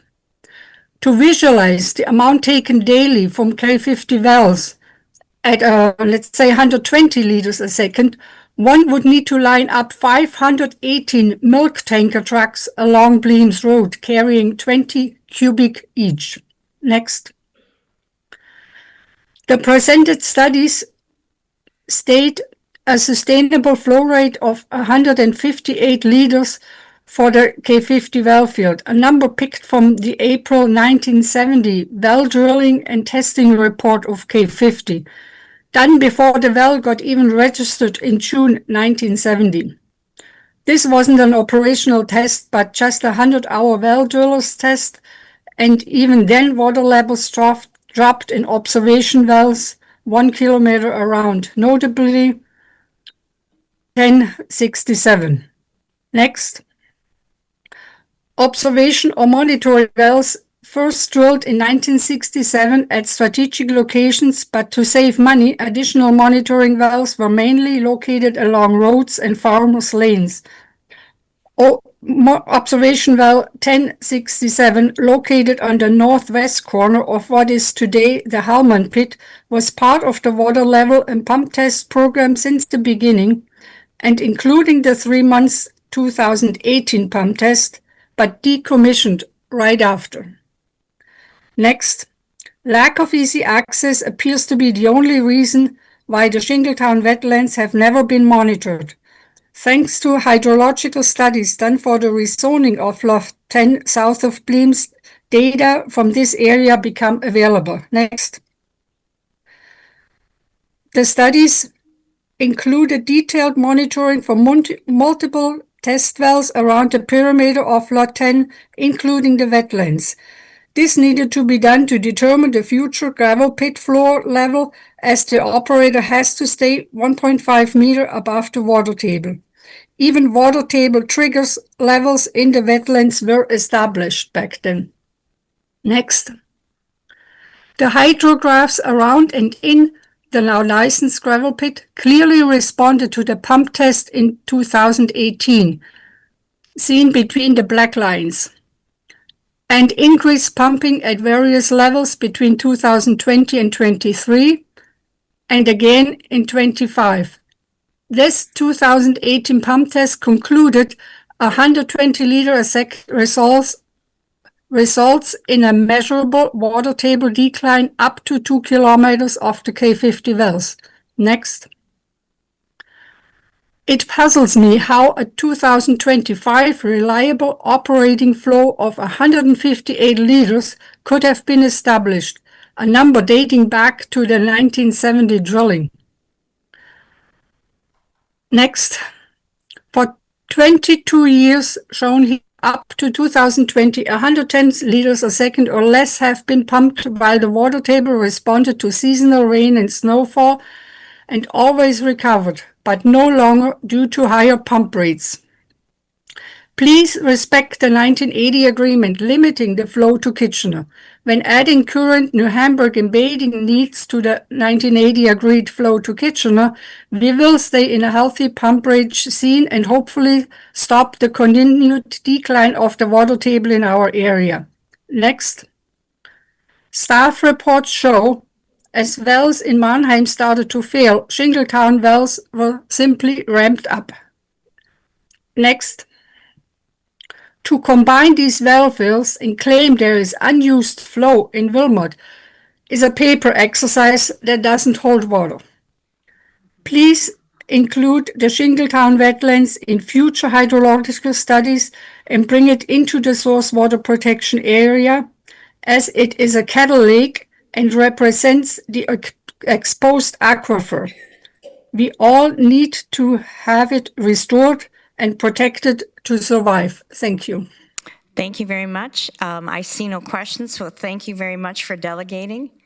The next delegation is Megan McDermott, lawyer, Davies Howe LLP, speaking on behalf of Kitchener Trustler Holdings, Inc. Megan, I think you're joining us virtually. You have 5 minutes, and the podium is yours. Virtually. Thank you. Good morning, Madam Chair, councillors. My name is Megan McDermott. I'm a lawyer with Davies Howe LLP, and I'm counsel to Kitchener Trustler Holdings, Inc. and Kitchener Trustler Holdings 3, Inc. And some of you may remember me from when I spoke at this Sustainability, Infrastructure and Development Committee on February 10th on this issue. I'm appearing today to provide input that we would like to see incorporated into the forthcoming interim risk management framework and water allocation framework, as well as express support for the proposal to rescind the Wilmot water taking policy. My client's site is located at the northeast corner of Ottawa Street and Tressler Road in Kitchener, right at the boundary of Wilmot Township and also adjacent to the Mannheim Water Treatment Plant. The lands received draft approval in June 2024, and since then, my client has been actively working to clear draft plan conditions and prepare for development. This includes advancing $1.2 million of funding for the installation of new water mains and sanitary sewers within regional rights of way. This work is being completed by the region with the water mains installed late last summer and the sanitary sewer work scheduled for this spring-summer. My client has also commenced pre-grading work and completed tree removals on the site. The work also includes the negotiation of development and servicing agreements with regional staff. Requests for these agreements were first made in March 2025. We received the drafts in June 2025, and we were negotiating the agreements over the course of the early fall prior to the discovery of the capacity issue when progress stopped. Had my client been able to finalize and sign the servicing agreement over the summer, they would be one of the developments that could proceed to registration unaffected by the capacity issue. The frameworks that are being prepared now, in particular the allocation framework, need to recognize and prioritize projects like my client's, where legitimate expectations of capacity were already in place before the constraints were announced. It is also critical that the frameworks properly recognize and support development timeframes and the time lag between when capacity commitments are required versus when the physical capacity is required. And to help illustrate this time lag, I'd like to give you an overview of my client's anticipated development timeline. As I've already noted, tree removal is complete. External sewer construction on Tressler Road will be commencing this spring-summer. In Q3 of this year, site grading would start. In Q2 of next year would be site servicing, and it's at this point that they will need the Form 1 sign-off to proceed with water main construction. In Q4 of 2027, building permits would be applied for. At this time, water will be needed for firefighting purposes only. And finally, occupancy would commence in Q2 of 2028. It would not be until that point that domestic water supply would be required. The development timeline needs to be carefully orchestrated to ensure that all of the puzzle pieces come together when they need to, from financing to approvals and permitting to entering into construction contracts. Without the region's commitment to future capacity now, this entire timeline is jeopardized. In our view, the solution here is to enter into forward-looking servicing agreements. This means that the agreements would be executed now, committing the capacity and allowing a project to proceed through the initial steps, but they would contain a time in the future when that capacity will be available. This approach allows the developer to work backwards from that time frame to plan out and align its own development timeline, and it keeps things moving while the region works towards restored water capacity without jeopardizing the supply in the interim. In my client's case, the anticipated 2028 timing for requiring supply coincides well with the forecasted timing for restoring it. And we have already provided staff with proposed wording to be included in my client's servicing agreement to reflect this forward-looking reservation of future capacity. My client also supports the proposal to transfer excess water capacity from the Wilmot Center wells to help address the Mannheim capacity issues. I know you're all very well aware of the significant impacts that the capacity issue has and will continue to cause until solutions are found and implemented. In our view, the region needs to use every available option, and particularly the available short-term options, to help alleviate those impacts. My client encourages Regional Council to follow the technical peer-reviewed data and support this necessary solution. Thank you very much for your time today. Thank you, Megan. We have questions. Councillor Salonen. Thank you, through you, Chair. Thank you very much, Megan. I'm curious on two things. One, is your client supportive of the risk assessment that the region is currently undertaking in terms of how to proceed with development as we find new solutions in water capacity? Thank you through the chair. Yes, Councillor, my client supports the work that's underway. We do, as I mentioned, we do want to ensure that the frameworks that come out of that work, firstly, that the work is undertaken quickly, which I know that staff are really working hard to do, and to ensure that projects like my clients are basically put at the front in terms of getting that capacity. As I mentioned, had we been able to sign those agreements last summer, I wouldn't even be here today. So we're certainly supportive of making sure that everything's done correctly, but also that it's done quickly and that projects that are deserving get to go ahead. Thank you. Councillor Schatz. Thank you, Megan. We also have some developers that are in similar situations. I know that's region wide. My question is, I guess as a lawyer from a legal perspective, is there a willingness or possibility of, if we were to grant water today for a year from now, that if that water is not available in a year from now, would your client be willing to accept that liability and that risk? That, okay, we say you can go ahead, carry on, we like your development, we want you to go ahead, but if something happens in this process, and we hope it doesn't, but if it does, that the water is not available a year from now when you need it, that you would accept that risk.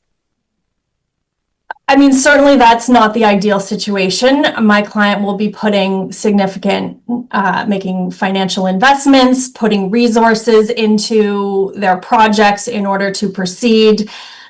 Based on the forecasting work that's being done thus far, it does appear that the water will be available in the year and a half when it's needed.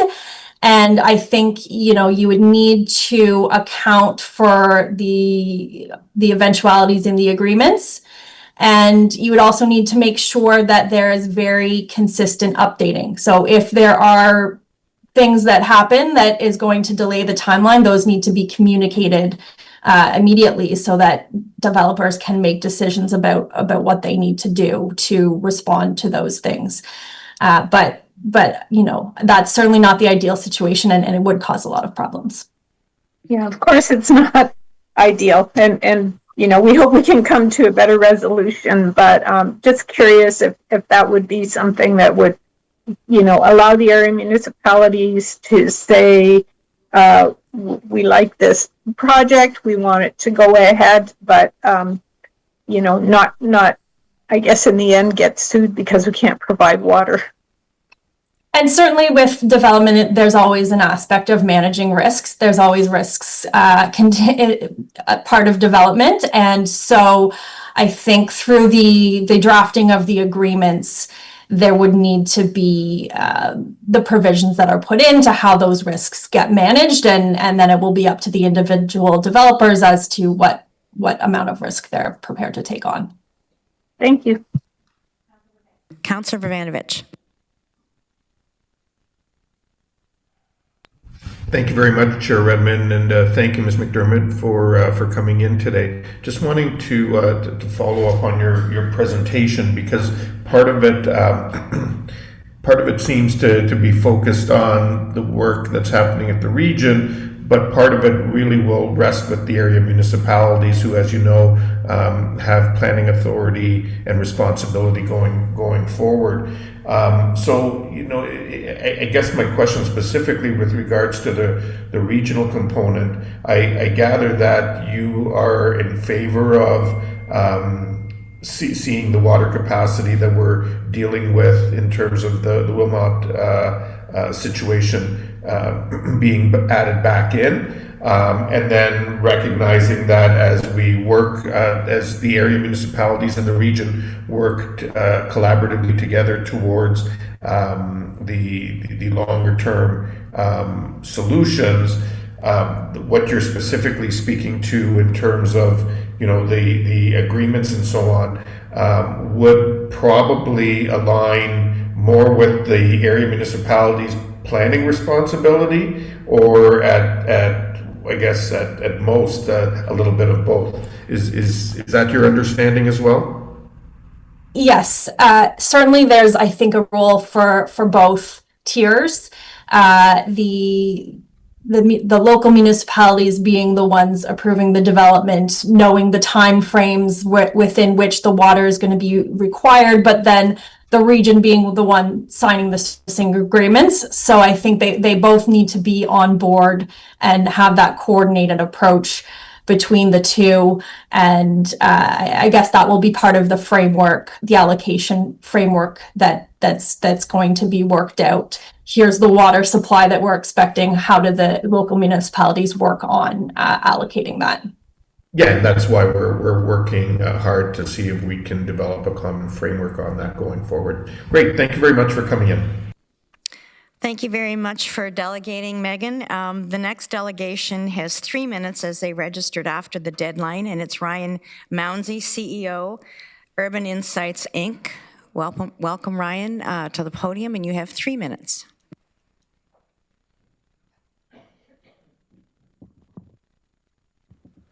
Thank you, Chair Rodman, councillors, staff, audience.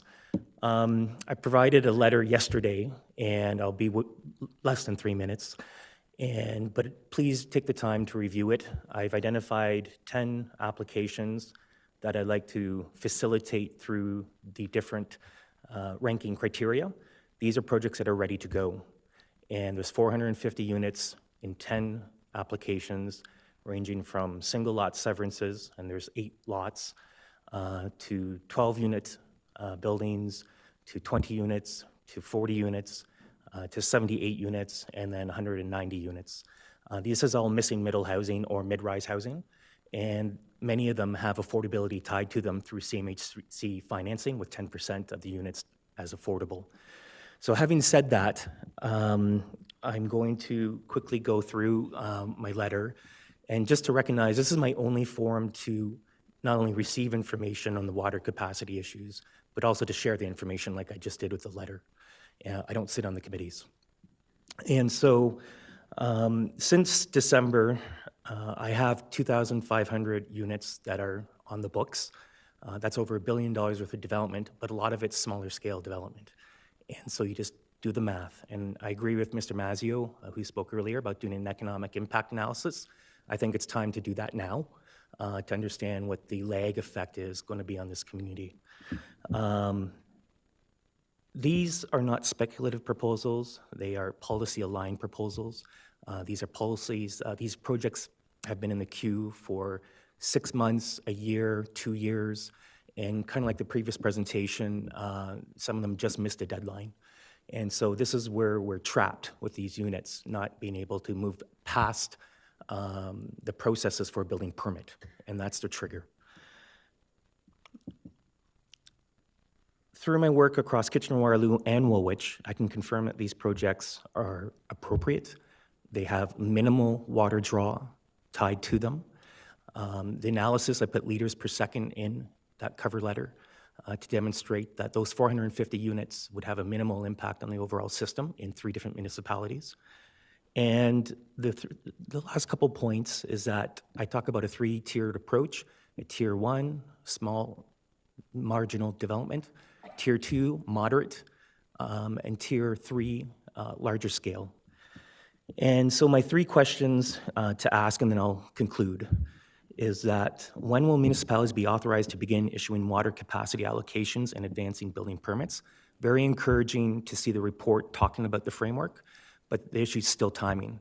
It will now be from 5 months to 6 months next month, and maybe we have a clear idea, but that's going to continue to take time. How will the available capacity be allocated, and what criteria will be used to prioritize projects? I list the context for each of my projects, and there's more. Which ready-to-proceed project can be advanced first as part of the initial stage release? And I do advocate for the small projects to move today, with other ones to move shortly after as capacity starts to become available.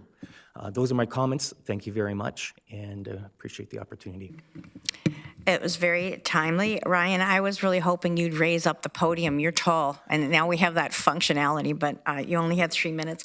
I don't see any questions, but thank you very much for presenting and being so succinct. Okay, thank you very much. Oh.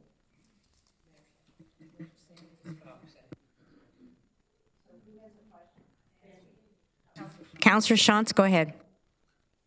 Thank you. I do have a question. It's the same one that I asked Ms. McDermott previously, and that is, what level of risk would you be willing to take if you were given approval for your projects, and when it was time to hook up, the water was not available?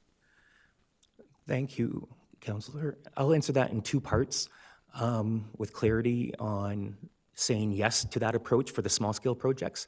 I don't believe that one lot, 4 units, or even 10 units will break the system in a year's time from now. So I think the small projects can go now under that principle for my clients. As the projects are larger and scale up, it all depends on what the planned forecasted capacity is.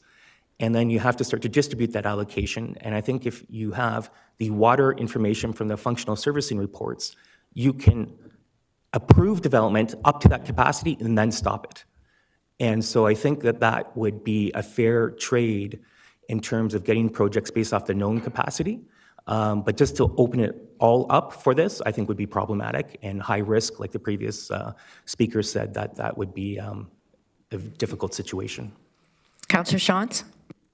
Thank you. I appreciate that, and I appreciate that, a small project is not going to be a major strain on the system, but we have to look at everything that's in front of us.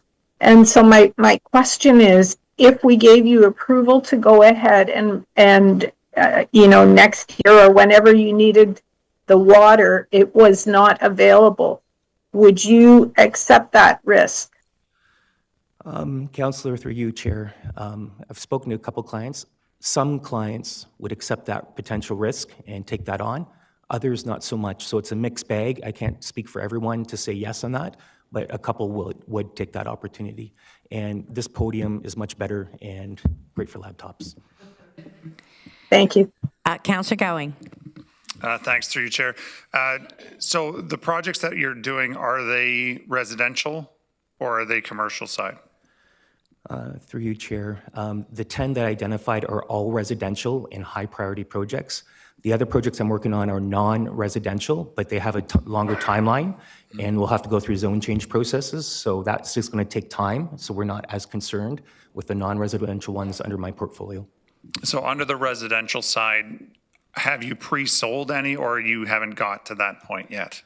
I represent 100% purpose-built rental developers and builders. These are ready to go and to go in the market for rental. Okay, so that process, you're still waiting for that process then? 100%. I got signed site plan agreements. Can't get a building permit. Okay, thanks. Yeah. So Ryan, thank you very much. I'm glad you like the podium, and thank you for delegating. The next delegation is virtual. They too have 3 minutes. They registered after the deadline, and it's Alan Drost in Wilmot.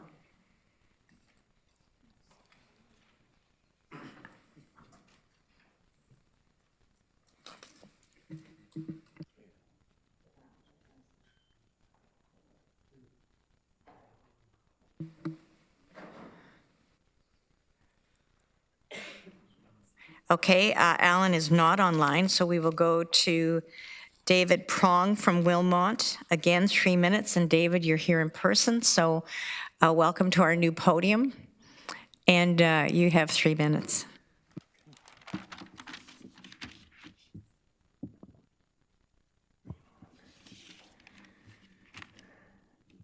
Good morning, Chair and councillors. My name is David, and my wife Sherry, just over here.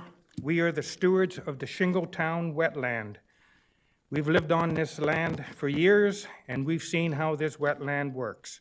It isn't just a swamp or a pretty view. It's a vital part of our region's water supply. It acts as a natural filter, cleaning nitrates out of the groundwater and keeping our environment healthy. But lately, the water levels are dropping in ways that we haven't seen in decades. And it's happening right alongside the region's experimental pumping hikes. We've seen the region's slides claiming that the wetland isn't connected to their pumping. They are basing that on sensors located at a nearby gravel pit. But we see a massive flaw in that logic. Those sensors were never meant to track the region's pumps. They are located on the opposite side of the wetland, designed specifically to monitor the gravel pit's impact, not the vacuum created by the K50 and 51 wells. We aren't just here to complain, we are here to offer a solution. We recently brought in Philip Horst of Ducks Unlimited, a well-known wetland restoration expert, to walk on our land, and he designed the rehabilitation of the Mike Schout wetland in New Hamburg. After inspecting the site, Philip is confident that the Shingletown wetland can be rehabilitated. He sees the potential to bring this system back to health, but he can't do it alone while the region is pulling the rug out from under the water table. We are calling on the region today to stop the experimental pumping and collaborate with us and Philip Holst.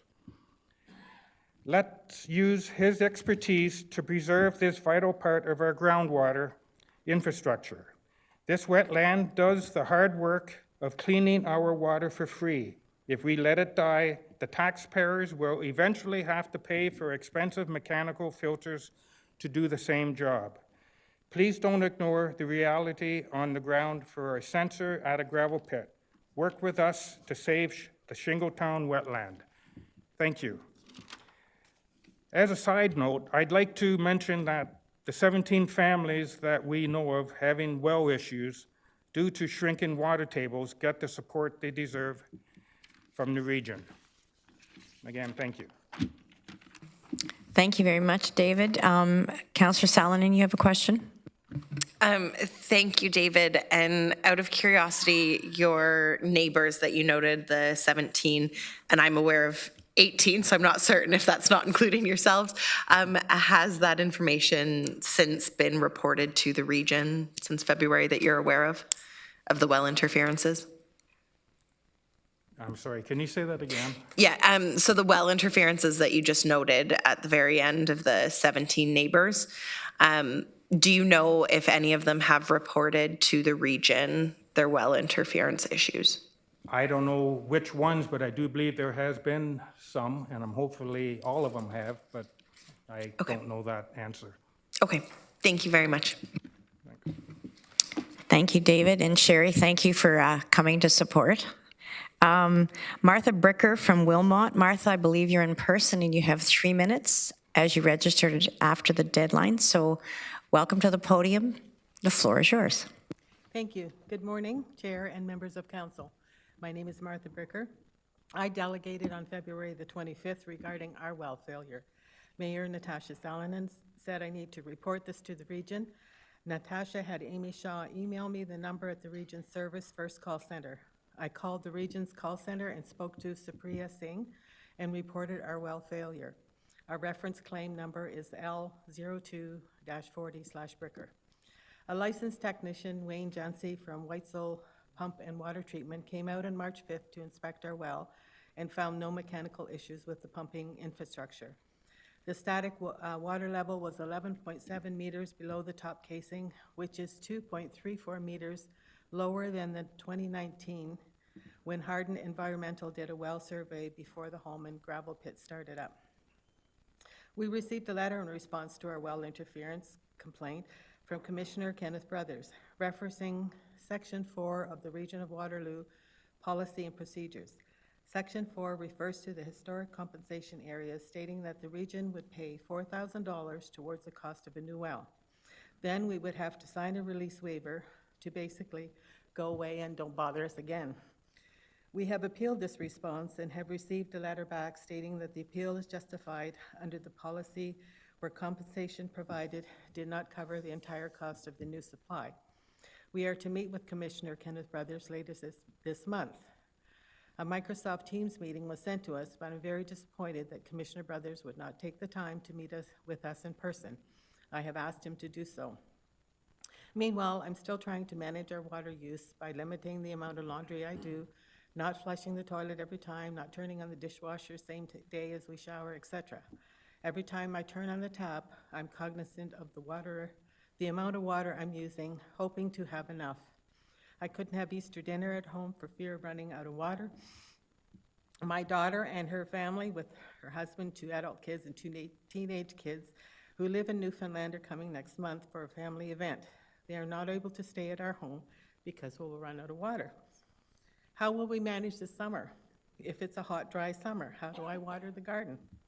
I'm asking Region not to rescind the 1980 water taking permit. No further increase should be considered until every active well interference claim is resolved to our satisfaction. Thank you for your time. Thank you very much, Martha. Councillor Salonen has a question. Thank you very much, Martha. It's technically not a question. So if you will indulge me, Chair, that's my question.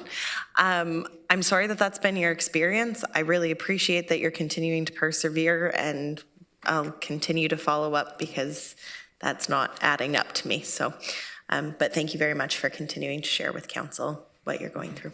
Okay, thank you. Thank you, Martha. I have no further questions. Thank you for delegating. The next delegation is Linda Kress from Wilmot. Linda, you have 3 minutes. You're here in person. The podium is yours. And this is on?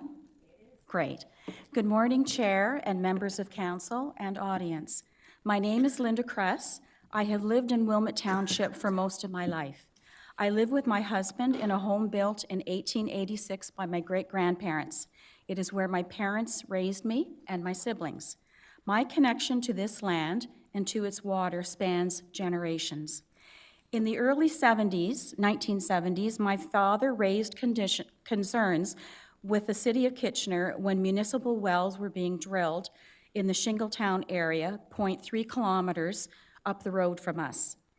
Dad was told clearly, these wells will not affect yours, but they did. Shortly afterward, our well, along with surrounding wells, some ponds and streams, dried up. Since that time, we have had to purchase our water from the city and now the region. I am sharing this not as a personal story, but as part of a documented historical pattern. To ensure it is not lost, the following information has been organized by Ann Leffler, a fellow Wilmot resident who unfortunately could not be with us this morning. In 1970, a local farmer, Stuart Shantz, and other residents were experiencing serious water problems. Wells were running dry, ponds were dropping, and water quality was declining.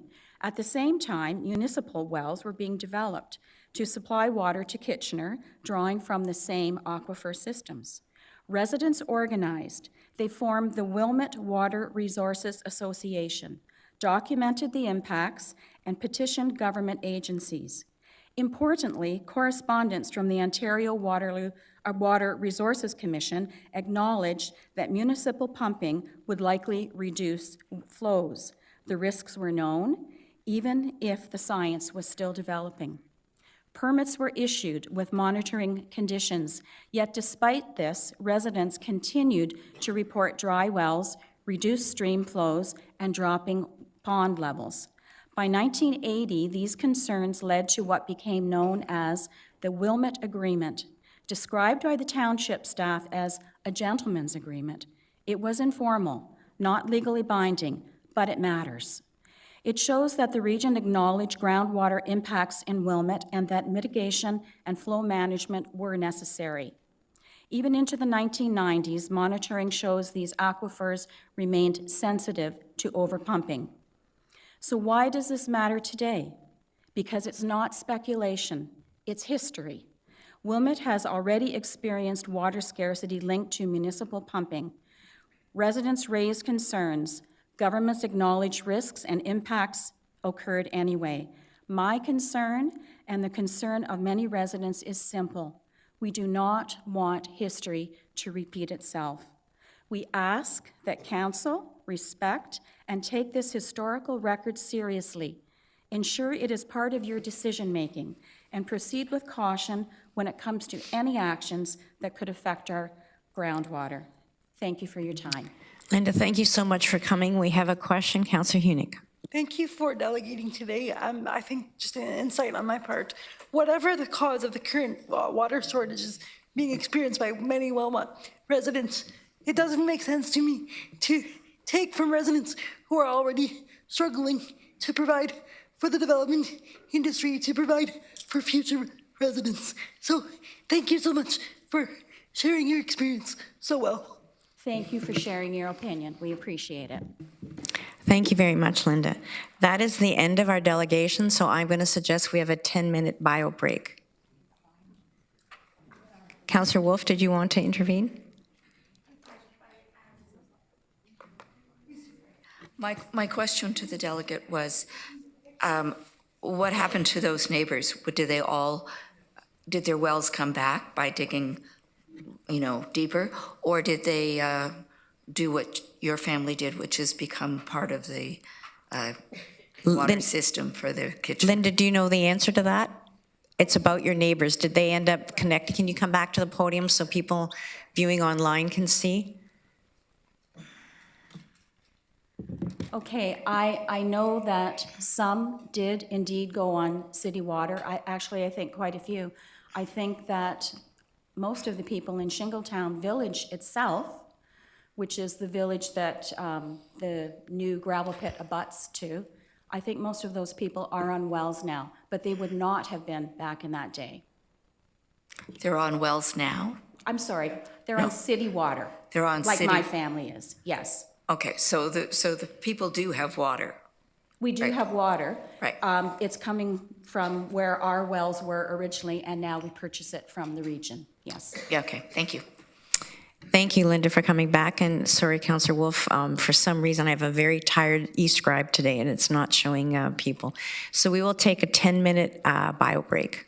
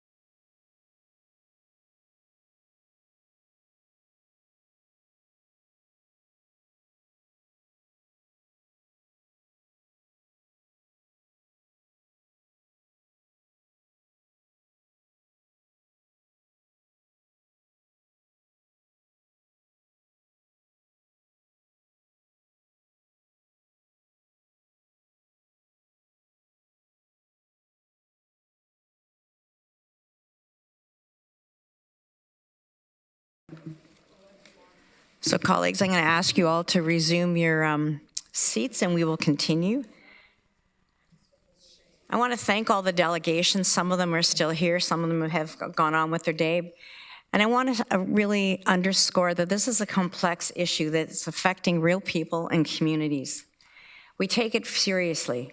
Our responsibility is to manage it carefully and transparently, using the best available data, listening closely to residents' concerns, and taking action where needed, while continuing to support sustainable growth across the region. We know that this is urgent, and we're treating it that way. I want to thank all of our staff and the experts in the water science, engineering, planning, and communications who are at the table every day, and I'm looking at a lot of them over here, working through the challenges and helping us move forward with care and urgency. Our job is to protect safe drinking water, and our drinking water is safe. While moving forward on housing and jobs, we're focused on making real progress, not just on talking about it.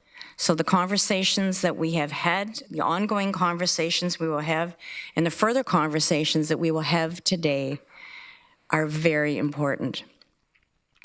I'm now going to call on Ken Brothers, Interim Commissioner of Water and Wastewater, to speak about the report, followed by a presentation.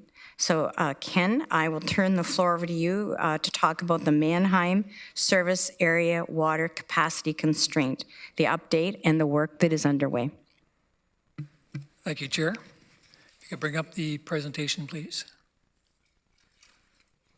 So before we start off, I thought I'd just offer a comment by one of the delegates here. I've been away for about a week and a half, and upon my return, I was looking at the cascade of my emails.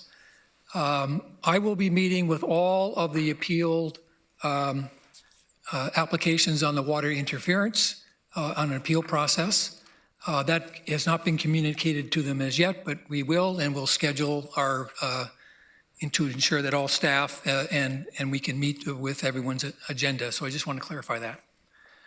So moving ahead, we'll start today by providing an update on the work underway across the organization to address the Mannheim Service Area Water Capacity Constraint. Next slide. As you know, the Interim Risk Management Framework study is underway, and a more fulsome update will come forward next month. So this is a continuous process with continuous updates. We are having an ongoing meeting with MECP to work together with them on moving infrastructure solutions forward. We've got an excellent rapport with them, and meetings are critical to ensure that we have a streamlined process for approvals on our infrastructure plans. And I'm pleased to report that the Pathway water system is back online. Extensive upgrades to the Parkway system have restored 60 liters per second of capacity, helping to stabilize the water supply in the Mannheim service area.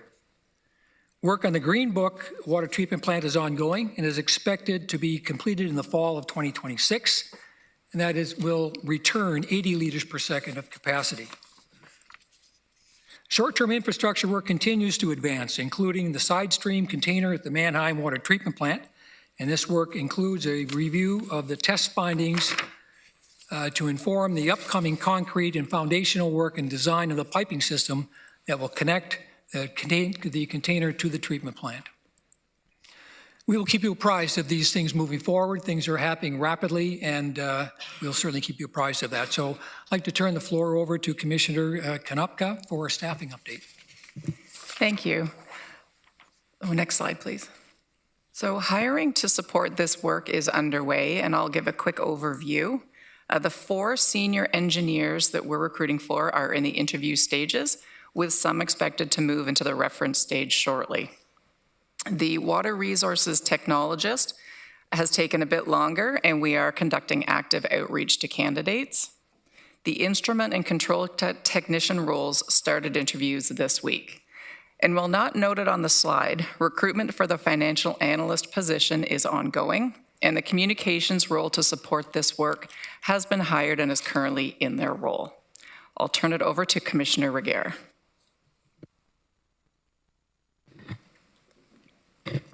Thank you very much, Kate. Our team has been having significant conversations. significant conversations with our area municipal colleagues and the development community, and are working towards an aligned approach to different development types. We are currently looking at what development types can proceed in the near term, as was shared with Council and the community last week. New or expanded schools, including preschools, elementary, middle, and high schools, daycare centers, and religious buildings in the Mannheim service area can now move forward in the development and construction process. These projects do not create extra demand for water in the area. A more extensive list of what can proceed in the near term is currently underway. More information will be shared with Council and the community as this information is formalized. Work is also underway to better understand growth over the next 5 years. A consultant is helping to clarify a realistic growth forecast that takes demographic, socioeconomic, and economic factors to better understand where our population is going with the current market conditions considered. This is helping us to prepare a framework for water allocation, which, along with the interim risk management framework, will outline how future water supply could be provided to area municipalities. The current concept has the region allocating water to area municipalities and area municipalities leading site-specific allocations. This concept is being developed by the planning-focused working group. A more comprehensive update on this can be expected in May. Over to Commissioner MacDonald. Thank you, and next slide. So here's a view of the various internal staff teams and external working groups that are meeting regularly to further this critical work. At the top in gray, you will see the Region of Waterloo Water Supply Task Force, which is made up of senior leaders that are providing overarching guidance. CAO Batty is part of this group and is also providing weekly updates to area CAOs. In yellow, you'll see the Region of Waterloo staff teams that are working daily to address the water capacity constraint. This includes the technical working group of water services staff that are focused on infrastructure solutions, the growth and development review team who are focused on planning related work, and the combined communications team that is made up of staff from engineering and environmental services, PDLS, corporate communications, and government relations. In blue, we've outlined the working groups that include area municipal staff counterparts and in some cases external consultants that are providing additional expertise. This includes the technical focused working group, the planning focused working group, and communications group. In green, you'll see the two working groups that include regional staff, area municipal staff, and community members, including the Water Conservation Working Group and the Development Stakeholder Group. Each group is interconnected by the staff who sit across multiple groups and share information across each work stream. Next slide. Now a quick update on communications. Our progress update is now in a regular cadence, and we're seeing a steady number of residents and partners subscribing. We ask everyone to please subscribe and share that with others so that we can continue to increase those numbers. The next update will be going out tomorrow, April 9th. Our team is also working on different ways to share infrastructure solutions as they come online, and you can expect to see videos and photos being shared with the community as infrastructure is repaired and installed. Our external communications consultant has been meeting with many different stakeholders, including council, to collect input on how we can improve the regional approach to sharing information. Our goal remains to provide clear, timely, accurate, and transparent information to the community, and we're continuing to iterate our materials to improve communications. Both the technical backgrounder and the industry-focused white papers are both expected to be published this month, with many thanks to the Development Stakeholder Group and area municipal colleagues for their collaboration on these. I'll now turn it back over to Commissioner Brothers. Thank you. To give you a look ahead to next month, staff will be bringing forward the following updates. Further information on the status of infrastructure projects, updates to the development commenting approach, an interim risk management framework update, an update on the framework for water allocation, staff resourcing updates, and working group updates. So with that, Chair, we thank you and happy to take questions from councillors. Thank you, colleagues. I just want to caution, there's at least 3 colleagues that have let the clerk, and I know that they sort of have a hard stop at 12:30. Not that I want to in any way shortchange any of the conversation. This report is received for information, so Councillor Hunick. Thank you, Chair. I'm glad for all the amazing work that's occurring. I'm glad for the multiple working groups that are getting together and trying to problem solve. I think that's really important and shows diligence. Are there any residents of Wilmot, specifically from Shingletown, involved in any of the working groups? And if not, could their input be stopped?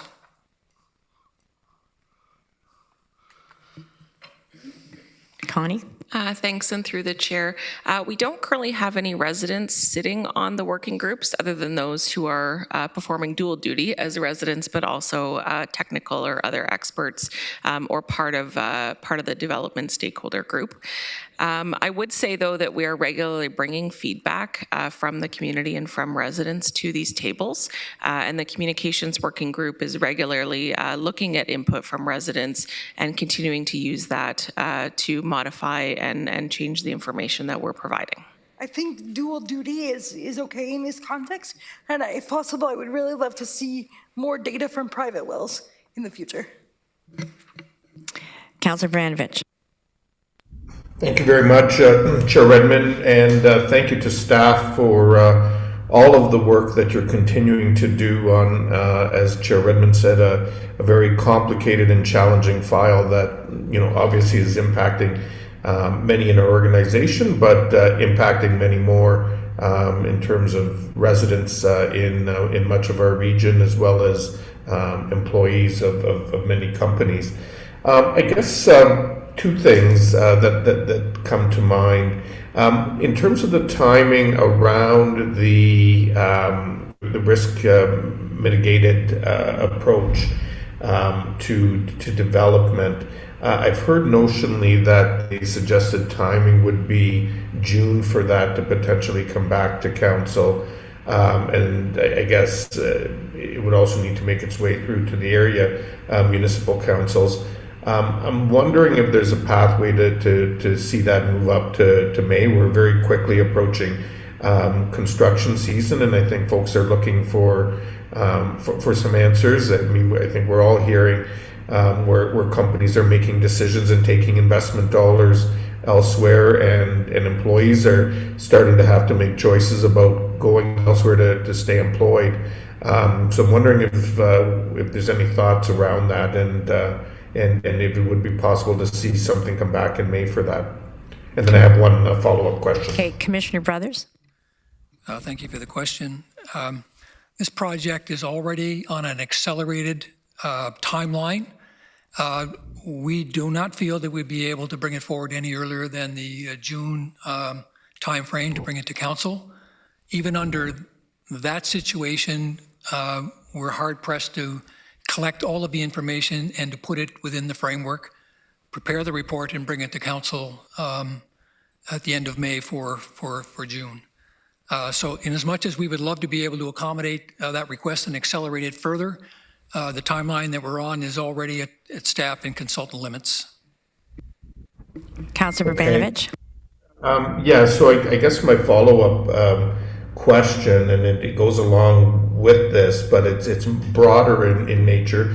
As we know, there have been some significant announcements from federal and provincial governments that are going to make housing available to individual at significant cost savings for the next 12 months, and that would bring down costs of homes anywhere, depending on the value of the home, from $100,000 to $200,000. And so A, add to affordability, and B, add to supply, which we know helps us throughout the housing continuum. Have staff started giving any thought to those provincial and federal proposals and how they impact on our situation here in the region, and how we can ensure that residents will be able to take advantage of them? Commissioner Regier. Thank you, Chair Redmond. We've had a number of discussions with the development industry indicating that they are concerned about the opportunity that's presented, missing the opportunity that's presented by the new programming, and they do anticipate an increased demand, as you're suggesting. The programs were announced, I guess, about 8 to 9 days ago, so we're still assessing the specific implications, but certainly we're aware of them, and I think this will all be taken into account in the work that we're doing on the interim risk-based approach and the approach to what can go now. So yeah, okay. Thank you for that. I guess I'll just emphasize, and I appreciate everyone is working all out. And I think we just need to continue to look for pathways, whether it's on our own in partnership with our area municipalities, with the industry, and with others, in order to continue to move things forward. Thank you, Councillor Foxton. Thank you, and through you, Chair. I want to thank all the delegates that were there today. I think they made their case well heard. And my only concern, which I need staff to maybe sort of attempt to clear up, is I don't want Wilmot to be the next Mannheim. I don't want to exasperate the problem. I don't want to take care of Mannheim and have Wilmot be our next issue, or any of us. I need a whole holistic program. And I think we're trying to go that way with the staff and everything else, but I want that to be formal in our minds. And I need constant monitoring of Wilmot and that reported back to council should the motion pass. I just wanted to make that known. Thank you. So, Councillor Foxton, we're dealing with an update on progress to date on all the other efforts. The comments you're making about the Wilmot water taking is actually the next report. Understood. Thank you. Okay. Councillor Gowing. Thanks, Chair. We talk about the water being restored, the capacity being restored when new things come online. And I mentioned this the last time, when the numbers come out, can we make sure that we have current capacity limits at this point so that we know 14, whatever it is, liters per second is our actual capacity. But I would like to know what we're at currently, because I just don't want to have that lost. So is that something that's coming back next month? I believe that's the report. Amy, do you want to answer that? So through the chair, we do have the dashboard that will be keeping everything up to date on an ongoing basis. The 1455, which you're referencing, is including all of our existing infrastructure. So as we bring on new capacity, yes, that 1455 will be adjusted and increased to show the maximum capacity that we have in the system. So yes, those will be adjusted on both the dashboard and anything that we bring to council moving forward. But I would also like to capture where we currently are, not just what our max capacity is. I want to know where we're at. Okay, thanks. Councillor Shantz. Thank you. With your indulgence, Chair, this is on the next report, but I have to leave at 11:30. So if I can put my question on the floor, you can choose to answer it later if you'd like. Okay. Thank you. My question is about formulas. And as I look at the Wilmot situation and an order that was put in place in 1980 with different flow rates. My question is about what formula has been used when you're considering the flow rates from Wilmot, because I'm assuming that all previous calculations were done on the old basis. So when you're calculating what can be pulled from Wilmot, is that done on the same new basis that we have our calculations for Mannheim? And thank you to staff for all your work. I just kind of jumped in there. I appreciate there's a lot going on here. So through the chair, I think we will probably pause on that question if that's okay, Councillor Shantz. When Jeff Moroz comes up to do his presentation, it might get answered for you at that point, and if it doesn't, then I can let Jeff respond to that specific question on how it's been done historically and how it's being done now. Okay, I might miss that that part of the presentation. I'm not sure how long that will go. So if someone else around the table will sort of keep that in mind. Thanks. We can reach out to you directly, Councillor Shantz, if you're not in the virtual council chamber. Okay. Councillor Foxton.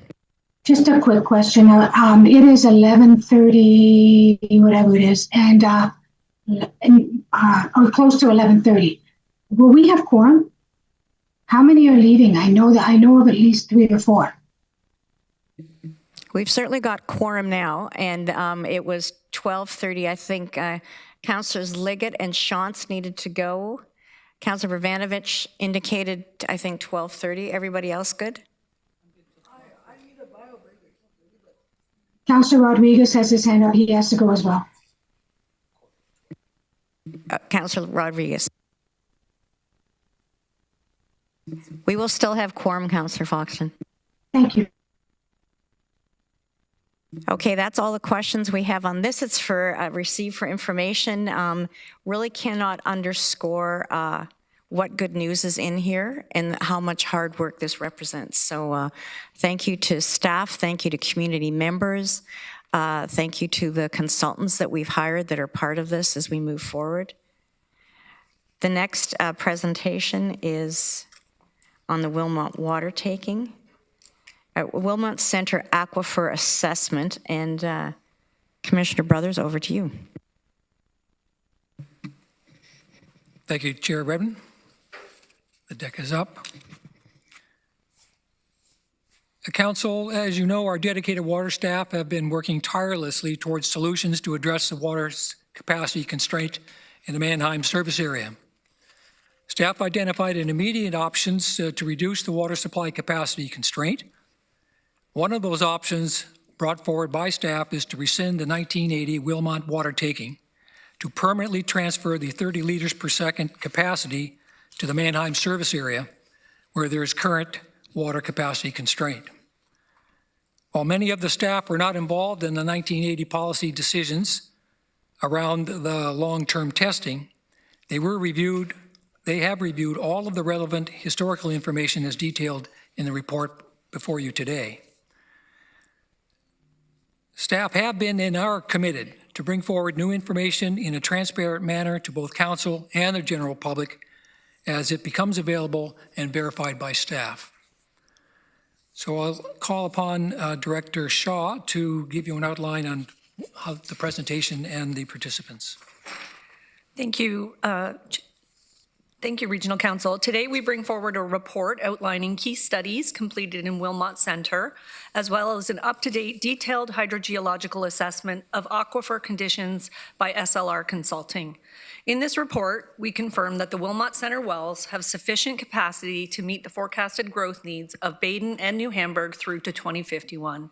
Current water taking from the Wilmot Center well field is sustainable and follows the recommendations for staged long-term pumping increases to confirm water supply available for growth in Wilmot Township.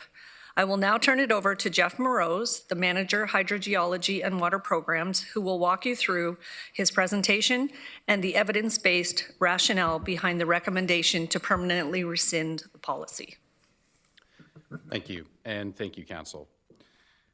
At the request of Council, this report provides additional information about the Wilmot Center well field within the context of staff's recommendation to allow the transfer of 30 liters per second of surplus water to the Mannheim service area while continuing to protect long-term water supply for growth in Wilmot Township as well as private wells and the natural environment. The 1980 policy applies to the combined pumping from Herb Street, Mannheim West, and Wilmot Center well fields. Despite increasing pumping from Wilmot Center beginning in 2019, the region has not violated the total allowable flows that can be taken from Wilmot Township under the 1980 policy. The 2011 Baden-New Hamburg Master Plan recommended staged increases to pumping at Wilmot Centre to provide long-term testing to confirm sustainability of proposed water takings to support growth in the Baden-New Hamburg service area out to 2041. At the time the pumping test was initiated, a constraint in the Mannheim service area had not yet been identified, and the intent of this testing was for the benefit of long-term planning for Baden and New Hamburg. As with all pumping, any amount of pumping lowers groundwater levels in an aquifer, even from private well pumping. Lowering of groundwater levels does not mean that water taking is unsustainable. There is an acceptable amount of groundwater lowering that can occur in an aquifer while still maintaining sustainability of the aquifer systems and the natural environment. Long-term operational testing is not unique to Wilmot Centre. When any new supply well comes online, it takes several years to understand long-term environmental responses to pumping. This is a long-term operational test, which basically happens with every new supply well that comes online. Historical aquifer tests support that surface water features within the Wilmot Centre well field are not being impacted by pumping. Given the 53 years of pumping at the well field and consistent range of water levels, long-term monitoring data supports the conclusion of a long-term sustainable pumping rate for the well field of at least 158 liters per second, which is higher than what is currently being pumped from the well field. If the 1980 policy is not rescinded, this will contradict the approach that had been established for the water supply strategy update as presented in staff report EES-WAS-24008. There are no alternative solutions to immediately provide 30 liters per second of water to the Mannheim service area. If the region can't permanently transfer this water to the Mannheim service area, it will delay growth in Kitchener, Waterloo, parts of Cambridge, and in the township of Woolwich. With that, I'm going to jump into my presentation. Accompanying me today are some of the industry leaders in water supply hydrogeology in Southern Ontario. Craig Johnston from SLR Consulting was the lead hydrogeologist on the 2026 Wilmot Centre Aquifer Assessment. Craig has extensive experience in many well fields throughout the region, including Wilmot Centre and the Mannheim well fields. Craig obtained his Bachelor of Science from McMaster and Master's in Hydrogeology from the University of Waterloo, and has 34 years of municipal water supply experience, including work for various municipalities, including the region of Waterloo, City of Guelph, region of Peel, City of Hamilton, Township of Amaranth, and the City of Winnipeg. Leslie Veal with Stantec Consulting was the lead hydrogeologist on the 2018 short-term operational testing program in Wilmot Centre. Leslie also has extensive experience in the Mannheim wellfield and is a senior hydrogeologist at Stantec with 23 years of consulting experience. She completed her bachelor's in environmental science at the University of Guelph and her master's in earth science at the University of Waterloo in 2002. Leslie focuses on planning, exploration, and development, and monitoring of groundwater supplies. And Dr. Dave Rudolph, who was here for the first 2 hours, unfortunately had to leave. He's meeting with Finnish authorities to discuss water supply and transfer of knowledge. So unfortunately, he had to leave for meetings with the Finnish authorities, so he can't join us anymore. Dr. Rudolph completed his Bachelor of Science in Geological Engineering at the University of Manitoba and completed his master's and PhD thesis in hydrogeology at the University of Waterloo. Dr. Rudolph completed a peer review of the 2026 SLR report. Dr. Rudolph has been a professor of hydrogeology at the University of Waterloo for the past 35 years, with his research focused on teaching, teaching focused on regional groundwater resources management internationally, conducting a significant amount of research on the Waterloo Moraine for the past 30 years, with a focus on sustainable development, management, and protection of groundwater resources in Waterloo region. And with that, I will move into my presentation.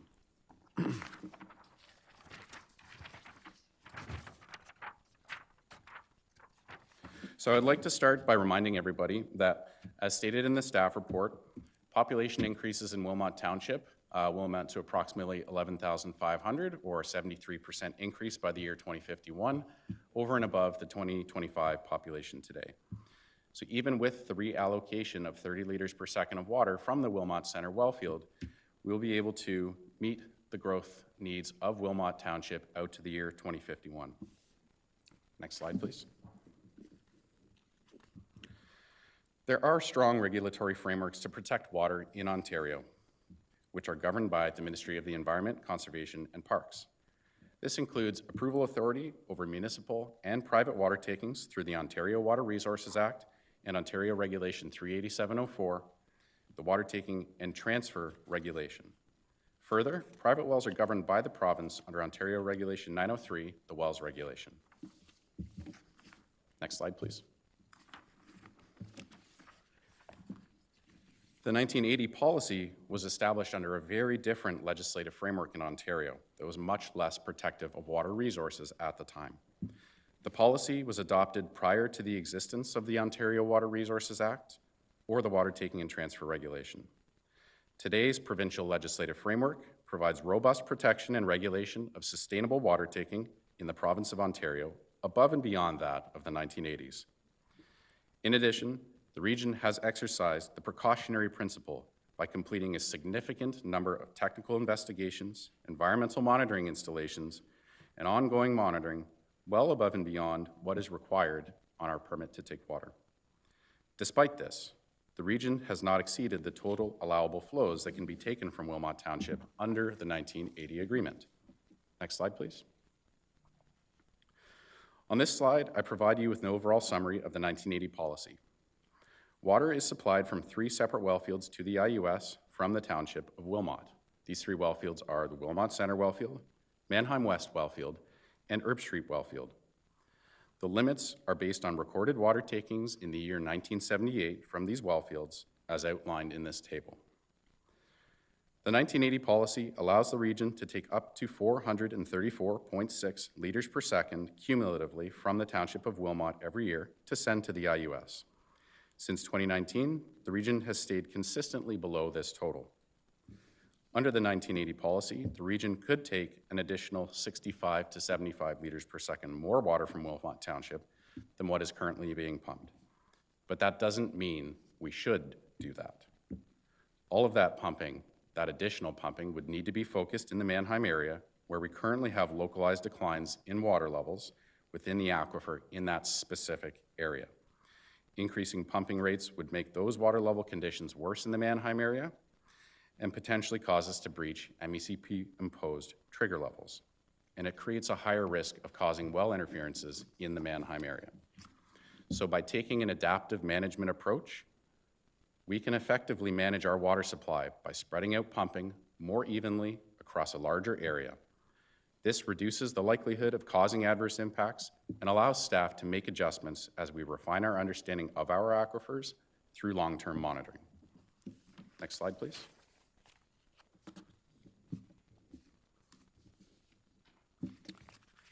I think back one slide, sorry.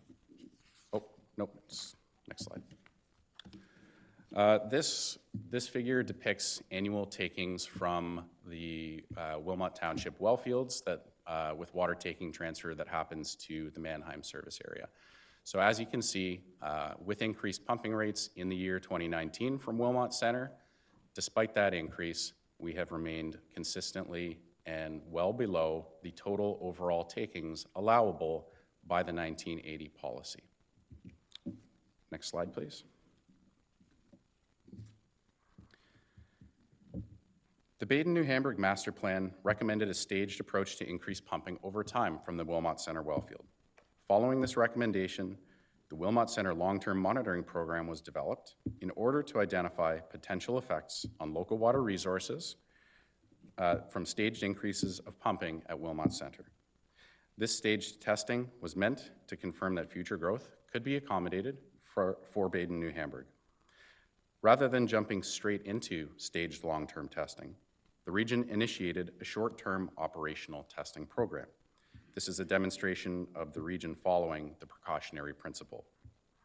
This testing was not initiated for the purpose of benefiting the IUS. To execute the short-term test, excess supply above and beyond the water demands of Baden and New Hamburg were diverted to the IUS. Alternatively, we could have pumped the water to waste in a ditch along Bleems Road. However, this could have caused erosion of the ditch, erosion of downstream stormwater infrastructure, and erosion of creeks. It could have also presented potential flooding concerns during precipitation periods. Letters were mailed to residents in May 2018 in advance of this testing program. Further, the Wilmot Centre Public Liaison Committee was notified in 2017 and advised of the decision to send water to the IOS rather than discharging to waste. And as an aside, we confirmed the attendance list and Mr. Ancoran was invited to the meeting.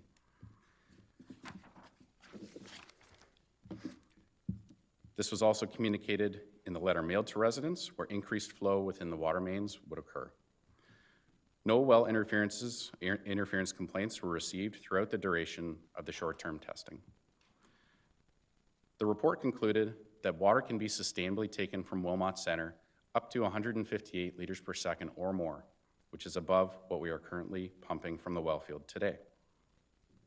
Further, it was concluded that the region could proceed immediately to a long-term test at 158 liters per second. Next slide, please. So again, going back to the Baden New Hamburg Master Plan, long-term stepped testing was recommended to confirm the water supply for the communities in Wilmot Township for future growth. The purpose of the long-term operational testing is to evaluate long-term responses to pumping in the natural environment over the course of several years. As we saw in Mannheim, it took a long data set to tease out the long-term responses to pumping while considering long-term climate trends. Rather than proceeding to a long-term test immediately to the full permitted rate of 158 liters per second, the region followed the precautionary principle and initiated a stepped increase with the first step at 135 liters per second. Long-term testing provides robust data sets that allow for the assessment of sustainability over the long term while considering pumping, climate change, and recharge. Operational testing like this is not unique to Wilmot Centre. This is standard practice for any well field to evaluate long-term data and trends over time. This is not experimental pumping. Testing commenced in 2019 with excess supply above and beyond the demands of Baden New Hamburg. This excess supply was sent to the IUS for the same reasons I mentioned previously. Next slide, please.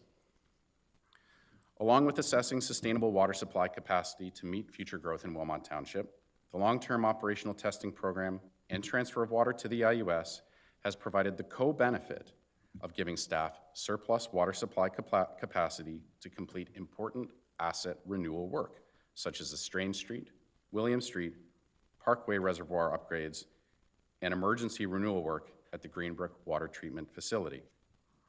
Without these additional flows from Wilmot Centre, it would have been very challenging or impossible to complete this critical asset renewal work. This work was required to maintain a fit state of repair. The Safe Drinking Water Act states that every owner of a municipal drinking water system shall ensure that at all times in which it is in service, the drinking water system is maintained in a fit state of repair.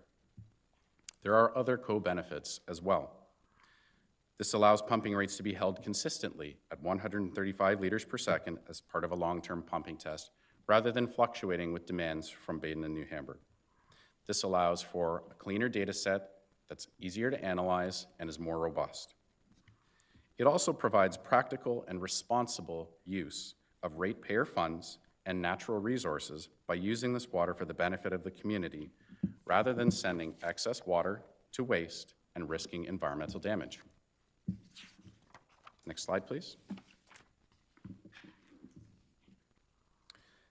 Given the 53 years of pumping at the Wilmot Centre wellfield and relatively consistent range of water levels, long-term monitoring data supports the conclusion that the long-term sustainable pumping rate for the wellfield is at least 158 liters per second. Surface water features have been demonstrated to not be impacted by pumping from the Wilmot Centre wellfield, including the Shingletown wetland as part of this assessment.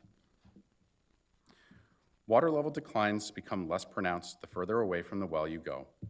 Despite the level of pumping, water level declines with pumping in Wilmot Centre have been quite small, within the 2 to 2.5 meter range in the immediate vicinity of the supply wells, and less as you go further away from the wells with distance.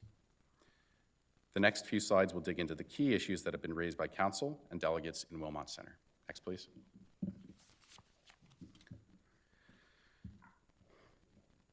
The SLR 2026 report concluded that the Shingletown wetland appears to be located beyond the zone of influence of the Wilmot Center wellfield, with no responses to pumping evident in the water level data from the 2026 Hardin report at the S-Baugh Sand and Gravel Pit.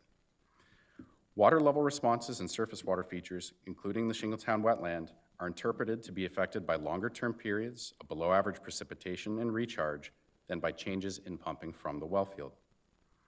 In fact, the normal winter water level drop that we would see from 2019 to 2020, after that, we saw increasing water levels once again in the wetland, despite the fact that the region had increased its pumping at Wilmot Center. In addition, the water levels in the fall of 2020 in the wetland were higher than the water levels in the fall of 2019, despite the fact the region had initiated an increased pumping rate for that time. Next slide, please. Water level triggers were assigned in the Wilmot Center wellfield based on monitoring conducted from 1998 to present and have been adjusted over time. The report states that these trigger levels may not be representative of historical conditions in the wellfield. Although trigger levels have been crossed in recent years, a review of the long-term hydrographs indicated that the observed water levels over the past 6 years are consistent with historical water level trends. Crossing trigger levels at Wilmot Center does not mean that adverse impacts are anticipated at nearby private wells or in the natural environment. This is a fundamental difference from the trigger levels that we have on our permit to take water for the Mannheim wellfield. Historically, there have been much lower water levels in Wilmot Center, despite lower pumping rates historically. This also is a demonstration of how significant precipitation patterns are in the aquifers in Wilmot Center in comparison to municipal pumping. The fact that water levels rebound following periods of drought speaks to the resilience of the aquifer and the sustainability of water takings in Wilmot Center. Next slide, please. Prior to February 2026, the region had not received a well interference complaint from the Wilmot Center area since 2008. No two private wells are the same. They are evaluated individually based on their own unique characteristics. Water loss from private wells could be for any number of reasons, including mechanical issues, such as a pump reaching its end of life, electrical malfunction, failing pressure tanks, lack of proper well maintenance through routine well rehabilitation, periods of drought, plumbing issues, regional pumping interference, or private water taking interference. But there are mitigation options. These include lowering pumps in wells, deepening private wells, or outright replacing private wells, following the council-endorsed policy and procedures for responding to groundwater interference complaints in the unlikely event that the region's pumping has impacted a private well. Next slide, please. This figure may be a little bit difficult to see, so I apologize for the scale, but it depicts the areas of pumping in Wilmot Center based on measured water level responses during the 2018 operational testing program. The figure you see in front of you represents shallow aquifer conditions in aquifer AFB1.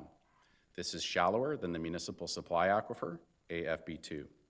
We would expect to find more of the shallow dug wells in this particular aquifer. The outer blue line that you see represents the 10 centimeter level of change from pumping during this testing. Anything outside of the blue line is not expected to have any measurable response from pumping. These lines were based on observed water levels during the test at the full permitted pumping rate of 158 liters per second. So as you can see, the area of influence in the shallow aquifer is fairly limited to within the closest proximity to the supply wells. Next slide, please. Previous slide, please. Thank you. This figure shows conditions in AFB2. This is the municipal supply aquifer, and this is also the aquifer where you would expect to find more of the deeper drilled private wells installed in the Wilmot Center area. Once again, the outer edge, the last blue ring that you see, the largest area, represents 10 centimeters of drawdown based on measured response data from the 2018 test. The next circle in represents the 50 centimeter decline in water levels related to pumping. And the smallest one in the immediate vicinity of the supply wells is the 1 meter drawdown contour. Even in very close proximity to the supply wells, only approximately 1 meter of measured response was observed inside of that at that blue line on the very inside.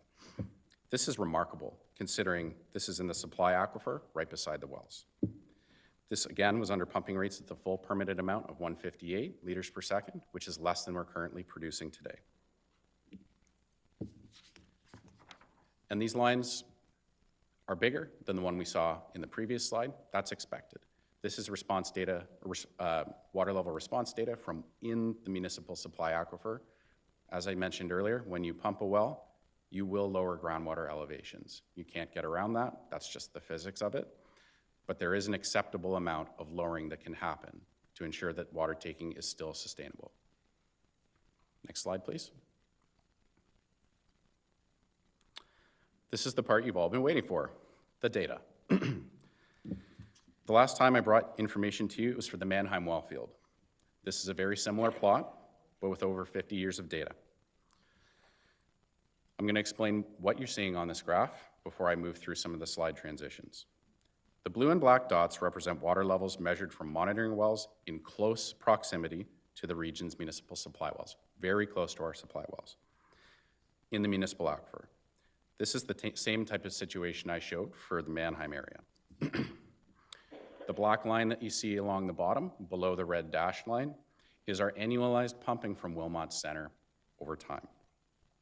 The red dashed line represents the reliable operating flow in Wilmot Center, which is the same as our permit to take water maximum of 158 liters per second, and what has been confirmed to be, at the very least, a sustainable pumping rate in Wilmot Center. I will note a data gap in this data set. I don't know why monitoring didn't happen between the year 1990 and 1999. I don't know the decision making around that, but we still have a very long data set to compare other periods to. In addition, on this particular figure, we have flagged notable drought periods during this time scale. So you can see 4 different drought periods listed here. Now I'm going to start adding the lines. So if I can get 1 click forward, please. The green trend line that we just added represents select periods of pumping where there is a specific trend that's been identified. From 1972 to 1984, we see a fairly stable annualized pumping trend. From 1984 to 1990, we see a period of increased pumping. From 1990 to 2000, we see a period of decreasing pumping. From 2000 to 2010, we see a stable period of pumping. And finally, from 2010 to 2025, we see an increasing trend of pumping. Now I'm going to get 1 more click forward. Thank you. The purple line shows the general trends that have been observed in water level responses in the monitoring wells in very close proximity to our supply wells in the supply aquifer. During that first period of stable pumping, we see a notable decrease in water levels by about 2.5 meters. This is expected. As we pump water, we know that groundwater levels will decline. Towards the end of the stable pumping period, we actually see water levels begin to increase following the drought condition that ended in approximately 1982. This shows that precipitation and recharge is an important factor influencing water level responses. Despite consistent pumping, we see water levels going up towards the end of this period. Then we move to the second pumping period, where we have an increasing trend in water taking. It's noted that this increasing trend starts in 1984, and water levels continued to go up in the aquifer until 1986, despite the fact we started increasing our pumping 2 years earlier. As we move through drought period B, we do see a steep decline in water levels. This water level decline likely reflects drought conditions and may also be reflected by increased pumping over that time period. It's likely a combination of both. Moving to drought period D, we see water levels decline from 1999 to 2001, despite the region's pumping decreasing. From 2000 to 2010, we have very stable pumping, and we also see a significant increase in water levels, essentially all the way back to our pre-pumping levels. This is remarkable resiliency in this aquifer. Gold star for Wilmot Center. It further cements the critical role that precipitation and recharge play on water levels in Wilmot Center. And then finally, moving through the increasing water taking trend from 2010 to 2025. As pumping gradually increased, there is a decrease in water levels until 2012. Despite continuing to increase pumping between 2012 and 2019, there is no noticeable responses in water levels based on the trend. The drought period from 2020 to 2023 coincides with increased pumping rates, which can make interpretation difficult. However, based on the full suite of response data, we know that precipitation and drought play a significant effect on water levels in the aquifer. Water levels appear to have stabilized over the past couple of years. So do we have concerns about water levels in Wilmot Centre when it comes to our municipal supply wells? Now I'm going to direct you to the side of the screen. It's a little bit difficult to see, but this is basically what it would look like if you were looking at our supply well from the side, if you could see through the earth. The light blue line at the top represents the maximum observed water level at this monitoring location. The dark blue dashed line below it shows you the minimum water level measured at this location. The black line at the very bottom represents the top of the well screen, where we can't draw water levels below. And the red line just above that is 2 meters above the top of the screen. That's ideally where we don't want to pull water levels down below, because that's roughly where the top of our pump would be. So we call that the safe groundwater level elevation. And as you can see, even when water levels were at their worst in the early 1990s, there was still at least 18 meters of drawdown available at the supply wells. Contrast this with the example from Mannheim, where we only had 90 centimeters of available drawdown. This is a very stark difference, and there is a lot of additional drawdown available at the Wilmot Centre wellfield. This is very important from a mitigation perspective.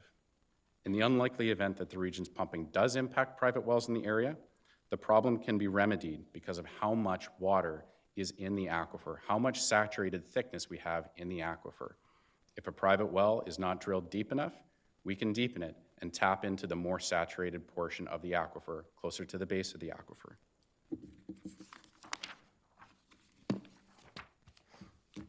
And I'll move you to the next slide, please. One more. Thank you. So what I've done is I've just taken the trend lines that we see in Wilmot Centre, and I've laid them on top of the trend lines that we saw in the Mannheim wellfield. The pumping responses are very different between these two wellfields. The pumping in Mannheim shows a direct inverse relationship to water levels in the aquifer in the Mannheim area, based on periods of increased pumping, decreased pumping, and the highest rates of pumping. It's a lot messier in Wilmot Centre, which suggests that the influence of pumping is not as strong based on the water taking we have today compared to the Mannheim area. There's a much more significant response related to precipitation patterns than what we see in the plot below at Mannheim. Given the 53 years of pumping at the Wilmot Centre wellfield and relatively consistent range of water levels, long-term monitoring and data supports the conclusion of a long-term sustainable rate of at least 158 liters per second, which is higher than what we're currently producing. The aquifer is in good health in Wilmot Centre. Current pumping rates are sustainable. Previous studies have confirmed that surface water features in the study area did not respond or are impacted by regional pumping, and the wetland does not show responses to pumping. Next slide, please. The 1980 policy is not aligned with the water supply strategy update. With the approach for the water supply strategy update, where we look for water, we advised council we would be looking for water outside of the IUS boundary areas in the townships. The region has found a lot of the easy water. We're getting into more difficult options that are located further away from the IUS. If the region were bound to individual well field limits as set out by the 1980 policy, we would need to increase our taking in the Mannheim area and further exacerbate the water level issues that we're already having in that location. Next slide, please. The Wilmot Centre wellfield has been rigorously studied for over 50 years. It's drawn the same conclusions time after time by independent consultants in different technical reports, has been verified through third-party peer review, by MECP and by Dr. Dave Rudolph from the University of Waterloo. When wells are pumped, groundwater levels will decline, but there is an acceptable amount of decline while sustainable water takings can still occur. If the region is bound to these individual wellfield limits, it will severely hamper our ability to flexibly operate the system. And in the unlikely event that the region does impact a private well, the region implements the council-endorsed groundwater interference policy and procedure. Staff have provided evidence, data, and analysis to support the conclusion that our water taking in Wilmot Township is sustainable. If the 1980 policy is rescinded, an additional 30 liters per second can be used and sent to the IUS permanently to help reduce the current Mannheim service area supply deficit. If the 1980 policy is not rescinded, it has significant implications for the region's ability to grow and manage the system. And I'll open it up to questions. And we have a few, so thank you very much for a very thorough presentation and for all the people in the audience that contributed. Colleagues are going to ask for one question, one follow-up. Again, looking that we're just before 12 o'clock and we have some colleagues that will have to leave us. We will continue to have quorum so we can continue the meeting. But I would ask you to have some respect, if you can be brief, for other colleagues that may want to get a question in before they have to leave. So, Councillor Hunick, you're first. Thank you for the report and the presentation. The regional data and the consultative data indicates that more water pumping is sustainable in Wilmot. If that is the case, what are we to make of the individuals who delegated today talking about water shortages in Shingletown and others as well who have delegated previously? Thank you for the question, and through the chair. We evaluate well interferences individually based on the information available. No two private well interferences are the same. We have to look at conditions such as the geographic location in proximity to our pumping, the depth of the private well, the condition of the well, maintenance that's been done over the years. The most common well interference complaints that we have dealt with historically have largely been mechanical failures. There are instances where once those are fixed, then water supply is fully restored. If proper well maintenance isn't undertaken on a private well, you can get well plugging over time as well. So you may have a well that starts as being very productive, and if you don't maintain it over time and rehabilitate the well, as is standard practice in both private and municipal wells, they can plug up over time. They can lose well efficiency, and you can see water levels decline much further under the same pumping conditions because the well has to work much harder to pull the water in from the aquifer. Thank you for that insight. It still seems peculiar to me that it's partly like within the time period of the experimental pumping. But my second question is with respect to if the 1980 water strategy permits us to pump more water than we're currently pumping, like to get to the maximum, then why do we need to change it? So the 1980 policy does lay out individual water takings that happen at individual water level well fields. This can create some issues with the flexibility of staff to actually operating the system. So where we could take additional water as allowed, following the guidance of the policy and as allowed under our permits, it's probably not the best idea to do that and focus it in the Mannheim area, which is where we're already seeing really serious water level declines. So by rescinding the policy, it frees up the flexibility to spread out our pumping more evenly and not over-rely on pumping in one really focused area. Okay. I know other people have to ask questions, so I'll just say where I'm getting stuck is it doesn't make sense to me to draw water from an area that's struggling in order to support development that doesn't yet exist. But I'll leave it there. Thank you. I don't know, Jeff, if you want to let that lie or respond to the fact an area that's struggling. Yeah. That's a characterization of Wilmot, Councillor Hunick? Well, at least Shingletown. Okay. Jeff? Yeah, thanks for the opportunity to respond through the chair. So the health of the aquifer in Wilmot Center is excellent. We still have a lot of water available for drawdown in the municipal supply aquifer. So the aquifer is in good shape. It may be related to the individual characteristics of private wells. So it could be well maintenance, it could be mechanical issues, or it could be that private wells were only drilled into the very top of the aquifer. So through the council endorsed policy and procedures for groundwater interference complaints, we have the ability to remedy those situations and mitigate it through lowering somebody's pump in their well, deepening somebody's private well, or outright replacing their private well to ensure that everybody in our community maintains access, reliable access to drinking water. Great. Councillor McCabe? Thanks very much. And through you, Chair, thanks for the presentation. It's been really clear and really helpful. So thank you very much for that. I just, in having listened to various delegates talk about their concerns in their immediate area, I'm just, in some of the questions around data and the information in the staff report, and I think someone characterized it that you cherry-picked some data. I'm not saying that. I'm just repeating what some of the delegates said. I'm just wondering, are you open to conducting more field work that some of the residents mentioned because they showed some pictures from various points in time, and I'm just wondering if that's work that would kind of help them and better understand the information that you provided. Is that something that staff are open to doing? Through you, Chair, yes, absolutely. We would be open to accessing the wetland. It is located on private property, so we would obviously need agreement from the property owners to maintain regular access to the wetland on an ongoing basis. But yes, we would be happy to add instrumentation, region-owned instrumentation to that feature. Okay, thanks very much. That's helpful. Councillor James.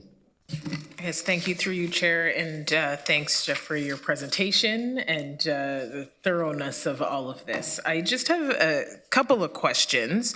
I guess the first is around the 1980 policy and your thoughts, is it relevant to today, time and place?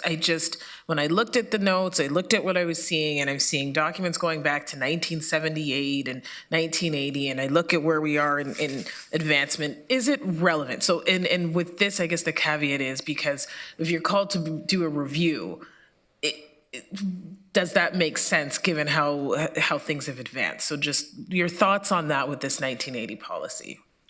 Yeah, that's a great question through you, Chair. The 1980 agreement was established under a very different regulatory framework in the province of Ontario. It was much less protective of sustainable water takings in aquifers. It was much less protective of the natural environment. So since the 1980 agreement was reached and subsequently amended in 1984, the province introduced much stronger, much more robust environmental protection framework within the province of Ontario through the creation of the Ontario Water Resources Act and the Water Taking and Transfer Regulation.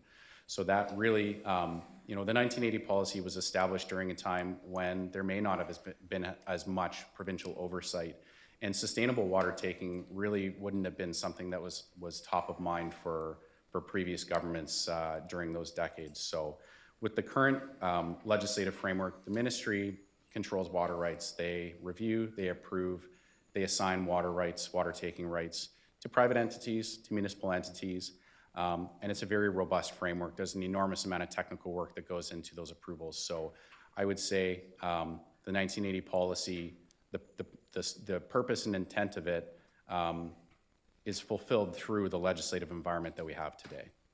Okay, so Councillor James, another question? Yes, just one follow-up question, and that's around the private wells, because I think there's some confusion between, a regional system well and a private well. Can you just, in very, layman's terms here, what would be described as a private well? Am I going in my backyard, I'm digging it myself? Does it have to meet a certain, depth?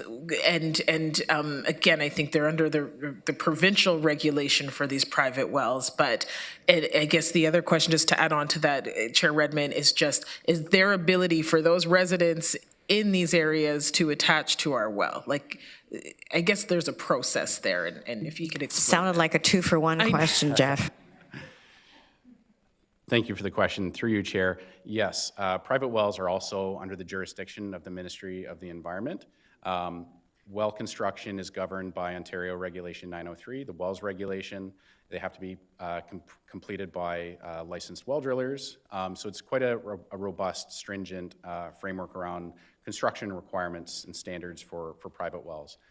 So a private well would be anything that's owned by a private resident, a private corporation, not municipally owned.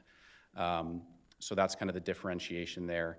In terms of private wells kind of connecting the system, they are completely isolated entities. So as the province receives permit to take water applications from either private or municipal entities, part of their course of their review is to look at potential impacts to private wells. So that's something that has to be thoroughly investigated prior to establishing a permit. The province has to feel comfortable with it. And then they require monitoring on our permits to make sure that all the information, the technical information, is still supported by monitoring to provide that additional layer of information in case something is different than what's identified during short-term testing. Councillor Salonen. Thank you, through you, Chair. Thank you very much, both Jeff and to your team and staff for this report. I have multiple questions. I guess the first one I will start with, on page 2 of the report, or page 43 of the agenda, it identifies that Wilmot's current population as of 2025 is 15,755 people. I cannot find that number anywhere online. Stats Canada 2021 census is 21,429 people. The Township of Wilmot website says it's 22,500 people, and the most recent regional report I could find, which was a report brought forward in 2025, PDL GDS 25-005, actually said it was 23,140 people. So the entire assumptions that you're basing Wilmot's growth on, I have concerns. It's not the 73% growth that you're talking about. Also, this report is silent on the real constraints in Wilmot, which is our wastewater capacity is capped at about 10,000 new people. So that's more so looking in the 40% range of growth. Curious if you can speak to where your population size comes from and all of those underlying assumptions.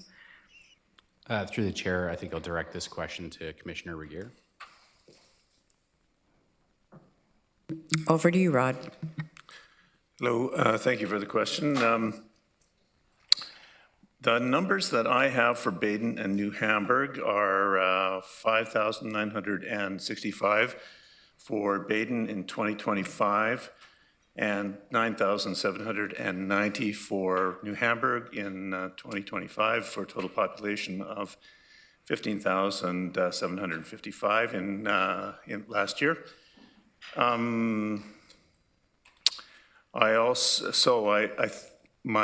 The information that I have is that we have room for growth of population.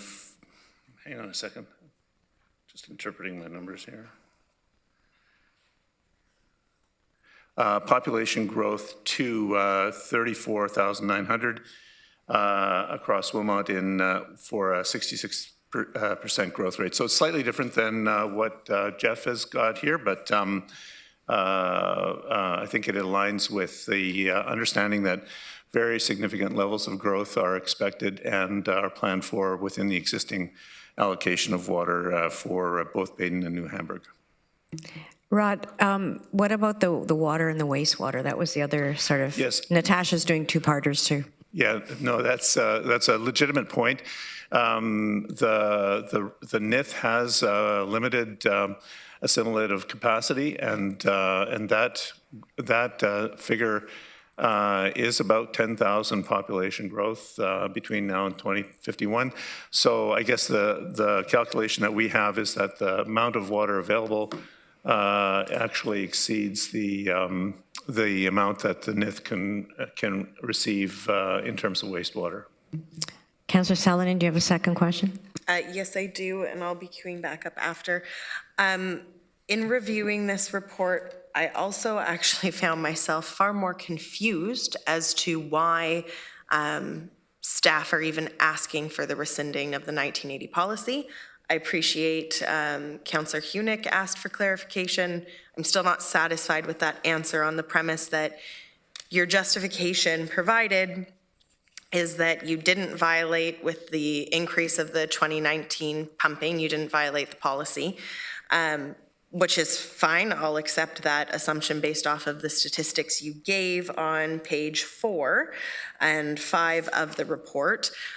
But then it also identifies that there's 77 extra liters available. I get that in your presentation you noted you're not suggesting that we pump all of that, but I'm really confused why you suddenly need the rescinding of a policy to do 30 extra liters per second when there's 77 available in your justification for not having violated the policy itself.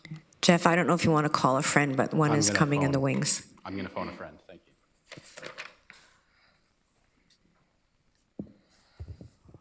Through the chair.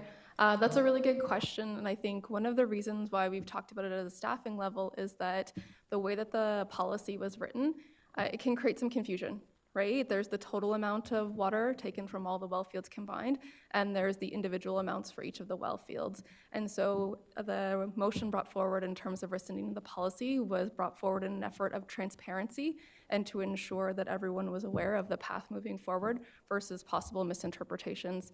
And again, it is aligned with the overall approach for the water supply strategy update in terms of looking for new water supply sources throughout Waterloo region, including those outside of the geographic boundary of the integrated urban system. Councillor Gowie? Thanks, Chair. I'm a little confused as well with that, in a way that if the agreement isn't clarified or it could be interpreted in another way, and I respect the fact that you said that it was communicated to Wilmot itself, but why don't we work on a new agreement instead of rescinding the whole thing?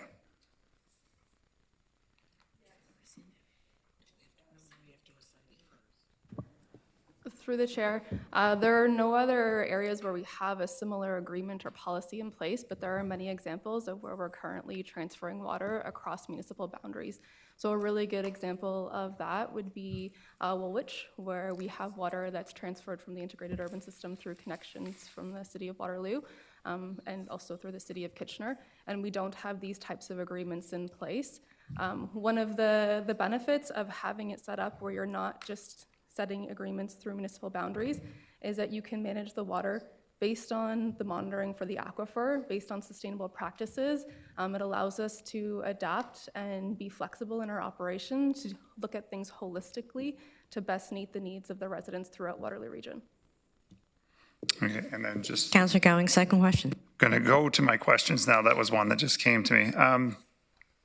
In the report, it tells us that several 2026 well interference complaints were still being addressed. Given that, can you explain how you're able to conclude that the reported interferences are not related to pumping? Has the full engineering and monitoring analysis been completed for all of those complaints, or is some of the analysis still outstanding? Thank you for the question. Through the chair, so the analysis is still ongoing. The initial complaints were received, and following the procedure, we are now in an appeal process with a few of them. I don't want to speak too much to the individual specifics of each one to maintain privacy and confidentiality for each individual case. So as I mentioned, well interference complaints can be received for any variety of reasons. They could be related to mechanical failures. They could be related to lack of rehabilitation or maintenance over the years. They could be related to municipal pumping. They could be related to any number of things. So we do address it systematically through the policy and procedure for groundwater interference complaints. So I don't believe that the report specifically states that private wells are not being impacted by municipal pumping. Because each one needs to be individually assessed based on its own merit. Location, depth of the well, there's many different factors that go into individual assessments. And due to the sensitive nature with it being private infrastructure as well, that's not information that's really appropriate to be presented in a public-facing report.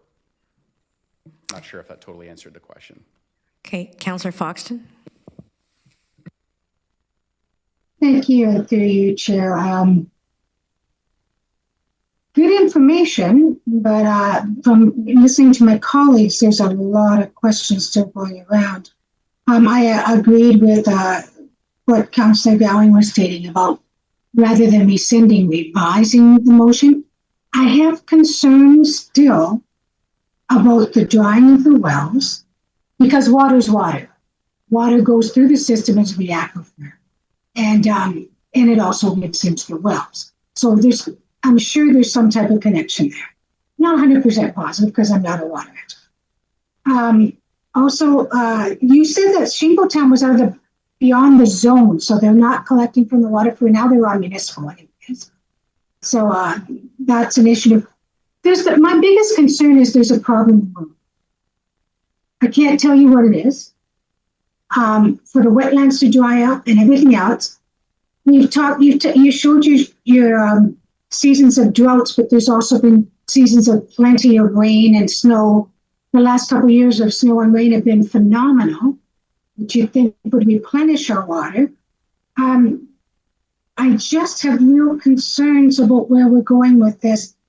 I also wonder if we can pull in somebody from the GRCA to deal with the wetlands issues and what's going on there. Maybe resources that we have that we don't have to hire, that we can just ask them to be involved and look into these things. Because there is an issue, I think. There really is an issue in Wilmot. And I think we need to resolve it. I don't think I have clarity yet on that. And that's my concern. So I'd like to hear what we plan to do about Wilmot. Jeff, do you want to weigh in? Through the chair, so there's a lot there, so my apologies if I don't fully address all of the comments there. So we're regularly engaged with the GRCA.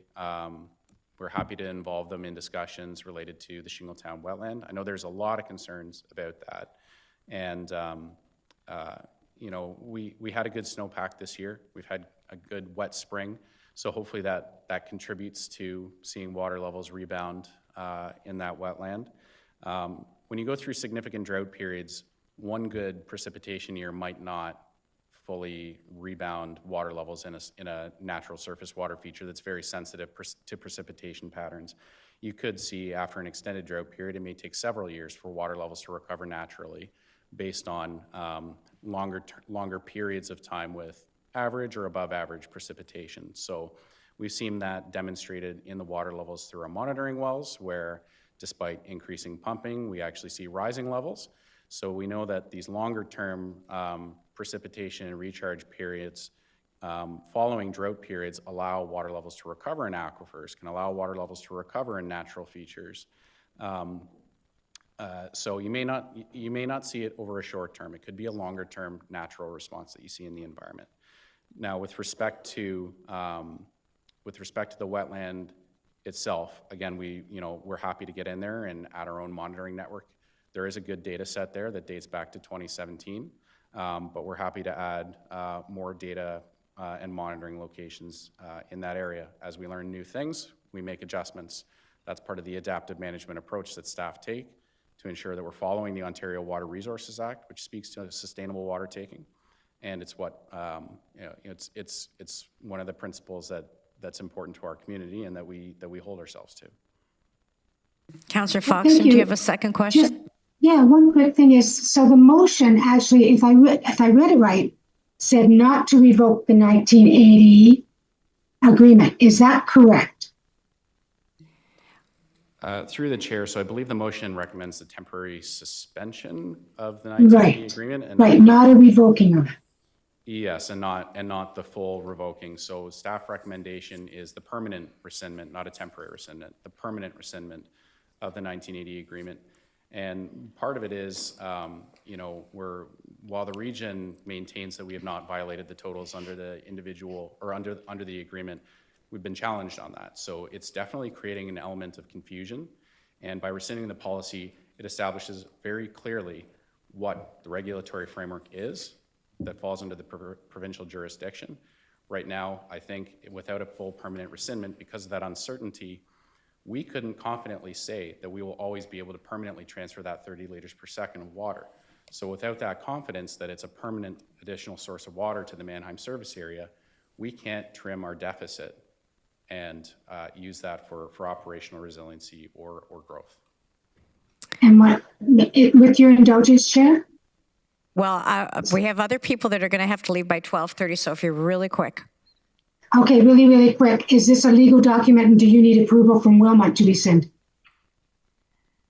Sorry, I did not quite hear that question. Does the region require Wilmot to agree to rescinding it? Does the region require Wilmot to agree to rescind the 1980 agreement? Ooh, Fiona, will refer to... Fiona's going to weigh in. Thank you, and through you, Chair. It is a regional policy that is before you to be rescinded. There's no contractual arrangement or agreement. Thank you. I'm going to go on to Councillor Bravanovich. Thank you very much, Chair Redmond, and thank you to staff for the presentations and lots of good questions being asked. I guess I want to dig a little deeper into this issue of if staff are saying that there were no issues with taking the water, the region was well within their rights to do it, notwithstanding the agreement and how some people may be interpreting it. I'm struggling to understand how continuing that methodology wouldn't allow us to add that 30 liters per second back into the process and in towards development or resiliency or some combination thereof.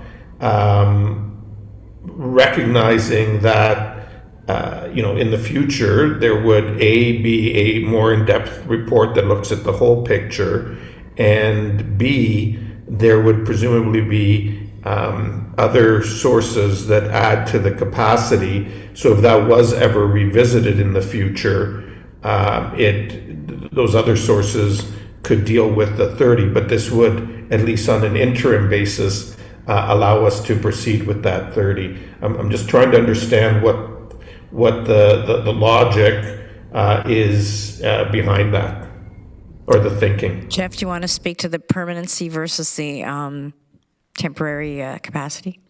So the current system capacity in the Mannheim service area, I believe 1,455 liters per second, does not include this 30 liters per second from Wilmot Center. So with the rescindment of this agreement, we can add 30 liters per second to that total. So that would bring it up to 1,485 liters per second permanently. Without the rescindment, we can't add it to that total. So we can't trim the deficit that we currently have in the Mannheim service area because we can't guarantee that that supply of water will be there permanently. As far as the amount of study that's completed, I do want to speak to that because Wilmot Center, probably our most extensively studied well field in the entire region of Waterloo, an extensive monitoring network, an enormous amount of technical work. So I'd actually like to call upon Craig Johnston from SLR, who's been a consultant on a lot of projects dating back to the 1990s in Wilmot Township, to maybe provide a little bit more information based on his extensive career profile. Thanks. Welcome, Craig. Sorry, but before you pass the mic to him, can you just, like, I didn't hear an answer about why we can't add that 30 in, because if we've been taking it anyway, and we're saying we were totally within our rights to do that, what is precluding us from continuing to take it? And if there's a future decision that impacts that by a future council, it would obviously be done in the context of additional water supply being considered. I mean, this is not an overall problem that we're going to fix in the next 2 months.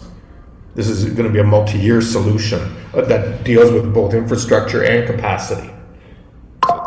Through the chair, so the 1980 agreement as it is casts doubt on the permanent nature of our ability to transfer that water. So until we can confirm that this is a permanent transfer of water that can be allowed from the well field, we can't allocate it towards the Mannheim service area, and we can't add it to that 1,455 liters per second. So it's the uncertainty that the policy casts over the entire over the permanency of that water taking that causes us to not be able to include that as part of the firm capacity in the Mannheim service area. I hope that answered that question. So who's telling us that we can't? Like, what's the policy or legal framework or background that's telling us that? So in terms of legal framework, I may need to call on Fiona to discuss the legal framework of it, being a regional policy versus the legislative framework that's currently in existence from the province.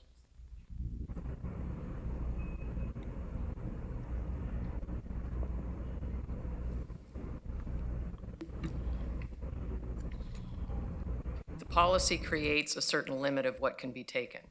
So if you need more than that at any point in time, that would limit the ability to do that. And I'd like to pass it to Craig Johnson to just provide his technical overview as well. Welcome, Craig. Thank you. And through the chair, I guess there's a few things that I've heard today. I started working at that well field in 1994-95 as part of the original Bay New Hamburg work, and was one of the founding members with the Wilmot Center Advisory Committee to set up the monitoring that was done that Mr. Eichhorn spoke about. So I've had the luxury of looking at this well field and just recently coming back after over 30 years and looking at long-term data, which is often not a time you get in your career to go back that far in history and look at some of the original work. So I think one of the things for me that is astounding to some degree about this well field is after 53 years of pumping, we still see at periods of higher precipitation in the region when your water levels in that aquifer come back to pre-pumping levels, so back into the late 60s. So we reach a return to original levels. And obviously right around the well field, as Jeff said, you get about 2 to 2.5 meters of drawdown water level change within that municipal aquifer, so 8 feet roughly. And as you get out, that gets less. So a lot of the work that's been done has been looking at where does that effect happen, and we have a very good understanding of that and very long-term data to look at it.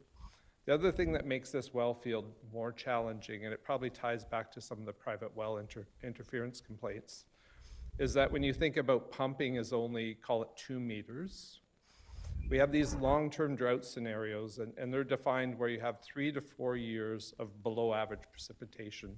And there's been 5 since 1970 that occurred, the most recent in 2020 to 2023. Those long-term drought periods can result in 1 meter to 2 meters of additional lowering of water levels due to climate. So when you get away from the well field where responses are either very, very small or not at all, you could have a 1 to 2 meter change in water levels just purely based on that long-term climate effect, which we just came through in 2020 to 2023. So I think that's one of the complicating factors. Back to the private wells, we have been asked to look at 6 of those from the region. All 5 of those wells are outside of any area of influence of pumping. So our conclusion is that it is not related to municipal pumping.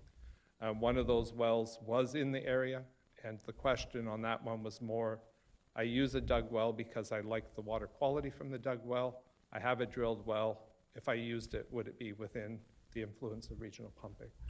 And in that case, the answer would be yes. But it's still certainly completed deep within the aquifer and ability to take that water. So sorry. Go ahead. No, please finish. I thought you were done. Sorry. I think that's really it. So certainly from my perspective, this aquifer has been pumped sustainably for a long period of time. We have excellent data to support the 158 liters per second. Do you have a second question, Councillor Ivanovic?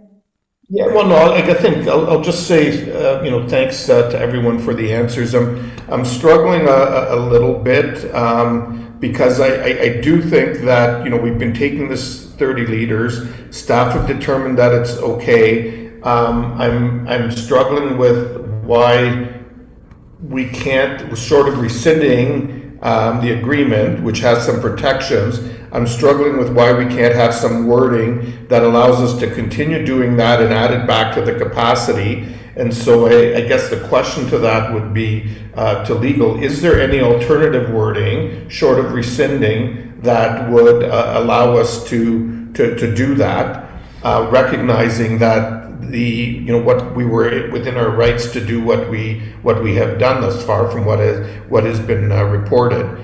And then the last point I'll just make, Madam Chair, and I know these are difficult, complex issues. This is the second special meeting that's going to be running significantly later, and I think what we need to do is probably have a discussion amongst council to, maybe this needs to be a 9 to 2 or 9 to 3 day on this issue, because it's always easier to get time back than it is to add on when, even like we're adding on extra time beyond the end time, but we all have other commitments that we're trying to balance as well.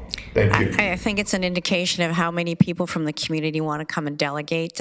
So we'll take that under advisement and maybe mark off bigger chunks for these special council meetings. But I do think it's very important that we hear from everybody. And I understand, Councillor Ivanovic, you're not suggesting that we don't hear from everybody.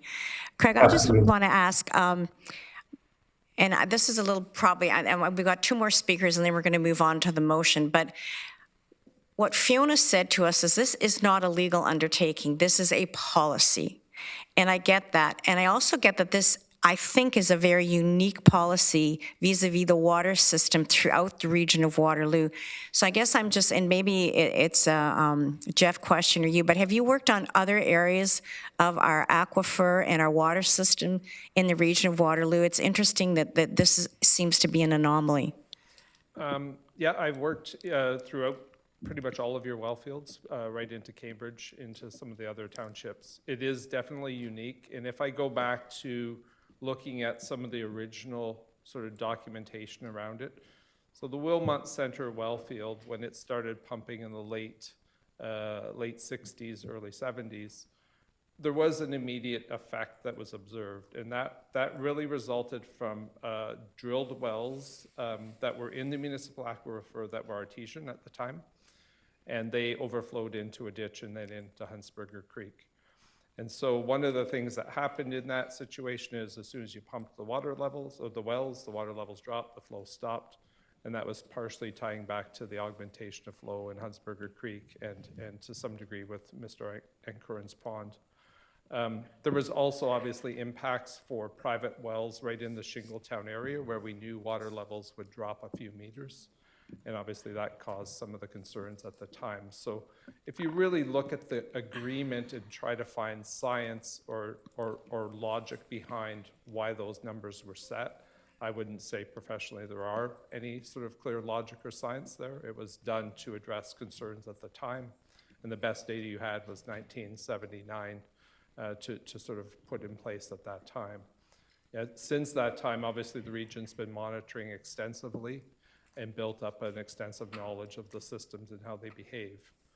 So I do personally think, it was done for a purpose at the time, and that purpose may be different today.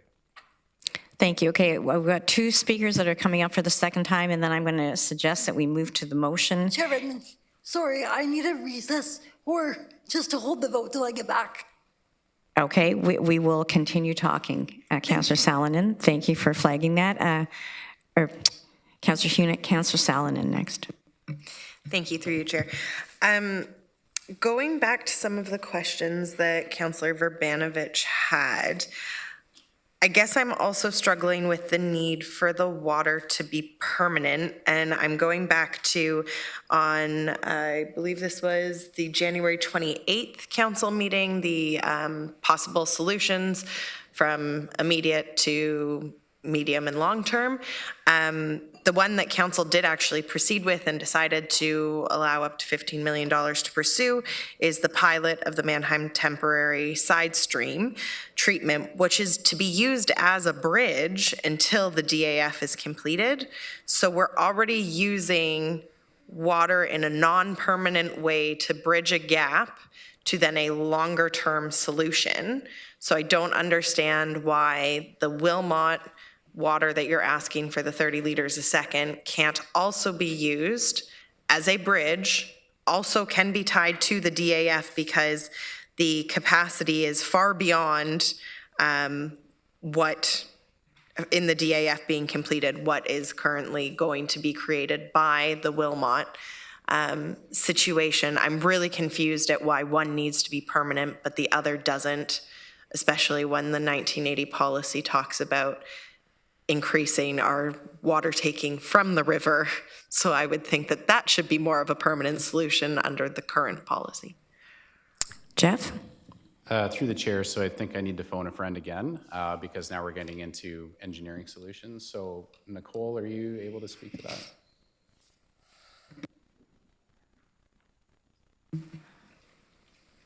Thanks, Nicole. I should have introduced you last time. No problem. Through the chair, I'm going to start with the Mannheim side stream and talking about what that means in terms of a temporary solution, and then I'll talk about the potential temporary use of the 30 liters per second. So in the case of the Mannheim side stream, we did have a permanent solution that was already in progress. We were in detailed design for that upgrade. What was proposed through the side stream treatment was a way to expedite that solution. So we recognize that this constraint is causing a lot of hardship for the community, and that was one of the solutions that was brought forward of, can we do this faster? For the 30 liters per second to be temporarily allocated, I think one of the challenges there is that if we talk about a temporary allocation, the question becomes, until when? So in one case, we had a clear solution in terms of time and flow for when it would be in place, but to temporarily allocate that 30 liters per second, we don't have a specific time frame that we can say until this point in time. And if we were to allow development to progress, we can't then say, well, that flow is no longer available. So that gives staff the confidence in the decision-making to say, yes, this can be permanently allocated for growth for the integrated urban system. But in my question, I said, why can't we tie this also to the DA? Sorry, I'm really bad with acronyms, DAF. Because that DAF creates way more new, net new people in the system than what the 30 liters and the pilot of the side stream combined has. So why couldn't both of those be tied to that timeline? Through the chair. So as a clarification there, you could say until Mannheim side stream, but that just means that at that point in time, you'd have 30 liters per second less than what was projected based on that preliminary list of projects. So your total amount that's available in that 5-year window has been effectively reduced by the 30 liters per second. Correct. But also my understanding is that these solutions are continually evolving and we are looking for more long-term and medium-term solutions. These all, in the report at least, it says that these are all to be verified and to be researched. So I guess I'm just not understanding why we're now suddenly saying this is the set amount that we're allowed and that we're saying is going to be in the system. I don't understand why this one can't be as fluid as all of the other solutions that we're exploring. So Nicole's going to call a friend now. Jeff, are you going to respond?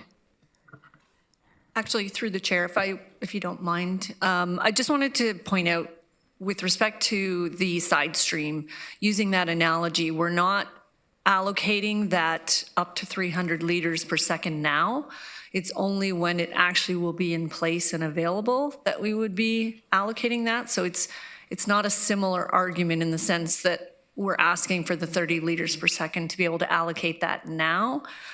So it's not a bridge. Like what Nicole is saying is it would be until the DAF comes online, which is 2029 or 2030. So that doesn't help us in this situation, just like the side stream is not adding capacity until that's complete. I think that was the missing piece. They're both going to be available when done, but that's the difference between the two, is one is under construction and we're not allocating that capacity until it's finished, whereas the 30 liters per second right now could be added to that total. So Amy, just to underscore, we talk about capacity. So this is the 20% resilience that we are now eating into, that we have to put back in the system before we can think about adding capacity, which is exactly what the development community is asking us to allocate when we get to that point, correct?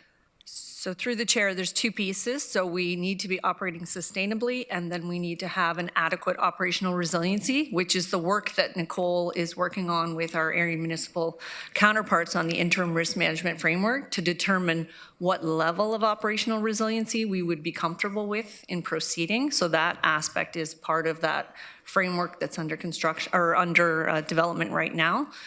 So there's the two pieces. We need to be operating sustainably and also have adequate operational resiliency. Thank you, Councillor Sallin. Do you have one more question? I have a lot more questions based off of that, but I guess I will switch track over to my bigger overarching question. None of the reports today, nor anything that council has received, still explains what the trigger was for needing to change our methodology. And I have yet to see anything, even in the Agile report, that says our old methodology was not valid. And then I get way more confused with the information then provided for today that relies on old methodology reports and information to verify that what we're doing now for the new methodology is okay, as well as that the new methodology is superior to the old methodology. The Agile report just verifies that the new methodology is logical sense, but it doesn't discredit the old methodology. Looking for that information as well, please. Nicole?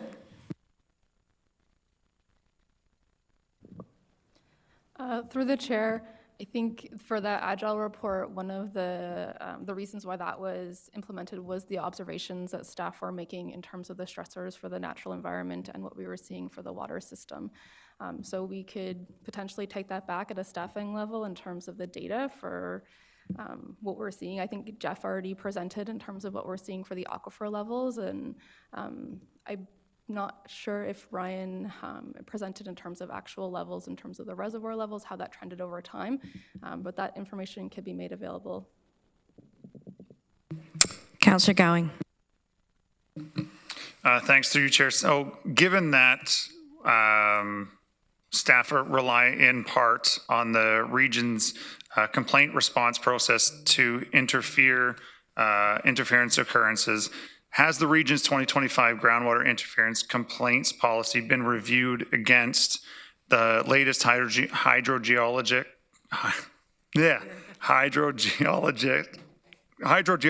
oh my God, I can't say it. Geological, there it is, evidence, including current modeling and observed drawdown from municipal pumping, to confirm that the mapping response areas still reflect where impacts may actually occur? Thank you for the question, through you, Chair. It's a great question.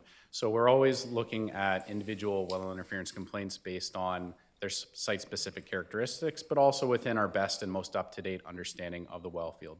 So the current reviews that we're completing are based on the most recent information that we have. While there are different policy areas that are outlined in the document, each one is assessed based on its own individual merit.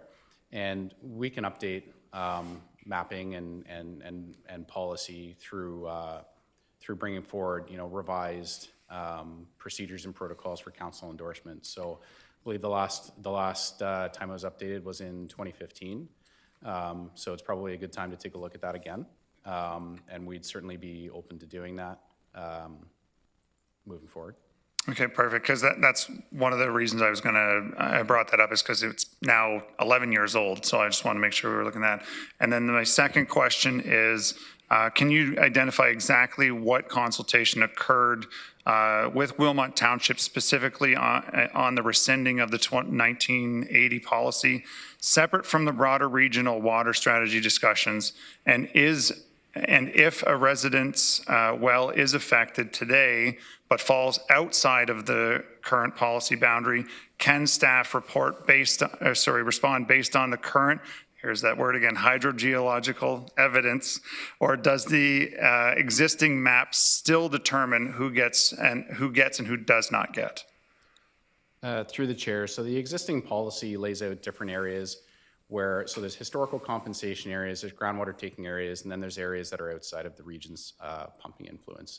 So we update that information. If a new supply came online or if we increased our pumping rates, we would know that we're having impacts or had the potential to impact in different areas, potentially larger areas.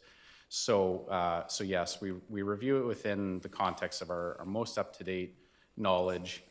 Just because something is set in stone in a map from 2015 doesn't mean that it precludes our ability to look at things on a case-by-case basis and apply the policy accordingly. And I'm forgetting the first part of your question.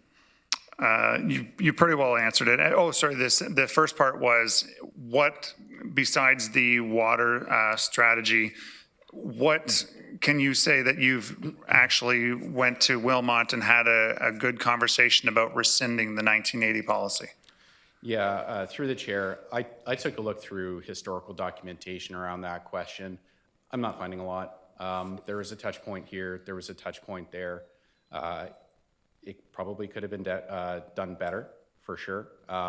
So it's an important moment for us to understand that we need to bring regular updates back to council. We need to keep council informed of important decision making like that, regardless of whether we make an interpretation of whether we're adhering to a policy or not, because as we can see, it's created a lot of confusion and angst within the community and within council chambers here. So yes, an acknowledgement that notification in 2019 probably should have been better, but I can't speak to why those decisions were made. I don't have the historical context around that. Can I just No. make a quick statement? No. You can state when we go to the motion. It was more of thanking him for that statement is what I was looking for. Well, you can say thank you then. Yes, thank you for that statement, because that's exactly what I was looking for. Thank you. So colleagues, we're now done with this report, and I want to thank staff very much. We're going to go to 6.3, which is deferred motion on the 1980 policy on water taking. It's already been moved by Councillor Salonen, seconded by Councillor Gowing. Councillor Salonen, I believe you have some updated wording that you wanted to provide. Yes, I do, and the clerks have that, if it could be brought up. And I will note the changes while they're bringing it up. So I've removed that council temporarily suspend the water take policy.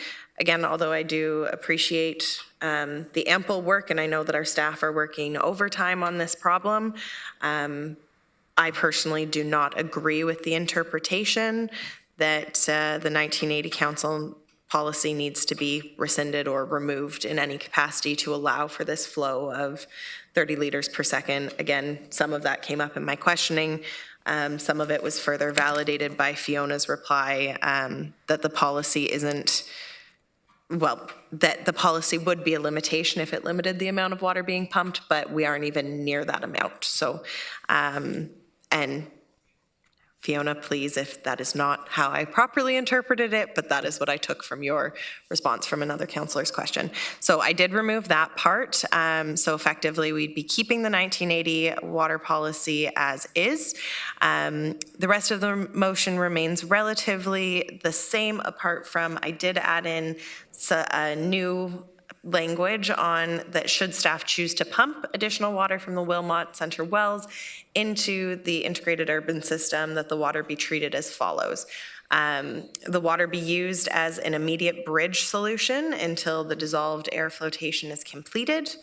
It does note, like the Mannheim temporary side stream treatment, that the additional water pumping cannot exceed the staff's request of the 30 liters a second, that any observed or reported adverse impacts be immediately reported to council. That should say with, not will. Sorry, typo on my end.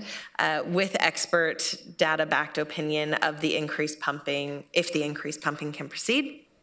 And that any decision to make the additional water pumping from the Wilmot Centre wells permanent to the integrated urban system must be tied to the completed water supply strategy for council decision at the time, and any additional relevant data or information or informed decision making, including the understanding of all well interference claims and their correlation to the pumping from this well field. So that's been added on to the other motion that you guys have now seen multiple times, and we've deferred multiple times. I did also add in, just in part 7, to make it really, really clear that staff includes separate modeling and water allocation for the mega site, and that it's clearly independent from Wilmot's growth needs. That's something that I think is paramount that we consider. So with that, really what I see this motion being is a compromise between, one, what we actually have the authority and ability to already do is verified through all the information we got for this council, that we haven't violated the policy from 2019 taking more water, and so it's able to continue under the current policy. Keeping the current policy in place until the water supply strategy comes back, which is really when we should be making permanent decisions about our water supply, nor does it prohibit the ability for staff to continue on the water supply strategy process, because again, it's at that point that we make decisions if policies need to be updated to reflect the new water supply strategy. And then it also balances and allows for growth to take place, which our development community desperately needs. And certainly from my perspective and that of my Wilmot Council, we don't want to stand in the way of allowing development to happen, but we want to ensure that we are fully understanding and have the information for correct decision making behind what impacts on our water are having. So with that, I would look for everyone's support. So you're moving an amendment. Councillor Gowing, are you willing to second this amendment? I am, yes. Do you want to speak to it? Okay. Councillor Hunick. Councillor Salonen, thank you for bringing this forward. Do you know if you have the support of the Nith Valley Eco Boosters for this development? And also, there is an organization led by Samantha Lernout. I forget the name of it. Water for Wilmot, I think. Thank you, that one. Are they in support of this that you know of? So I can't speak on behalf of those organizations. I think anything that balances this growth and considers realistically what's happening in the community would be something I would hope would be well received. I do know that I personally spoke to Samantha this morning and let her know of my intent. But again, I wouldn't be willing to make claims on their behalf. Okay, thanks. Councillor James. Yeah, thank you. Through you, Chair. This is really complex. So I have comments before I kind of state where I am with the position on this. But I feel like we're framing this as, growth versus protection. I see it differently. I want to see us using the best tools available to protect our water system while also responsibly supporting community needs. And based on what I've heard today, and be it from public, be it from staff in particular, the hydrologists, the consultants who've been working in this field for many, many, many decades, I think this policy, the 1980 Wilmot water take policy, was created in a very different regulatory and scientific context. Today we're talking, water taking is managed through provincial permits, technical standards, hydrogeological modeling, ongoing monitoring, and robust data. And this is where it lies. And I think if we look at what was decided last week at Council, when we've reinforced the oversight by calling on the province to pause water taking permits, we kind of highlighted that safeguard. because a lot of what has changed since 1980, there's been provincial oversight. So I do want to acknowledge that concerns raised by residents about the groundwater and the private water wells and those impacts. I don't know if they're, I just don't know if they're directly correlated, but I can see how people can make that assumption. And, but I think staff have kind of spoken to this and especially some of those experts as well in broader community. So I think we're maintaining a policy that is completely outdated. And this is the problem we get in as governments. We maintain these policies that are outdated. This is kind of how we have things like our housing crisis and all of that we're in now, because there's policies that are being implemented that are moot. They're not current to where we are with regulatory and even science and data. So while I recognize that, you know, we need to do what we need to in terms of safeguards, I believe that this policy should be rescinded. And I think if there is anything, there needs to be work done. So, you know, that's kind of where I am right now.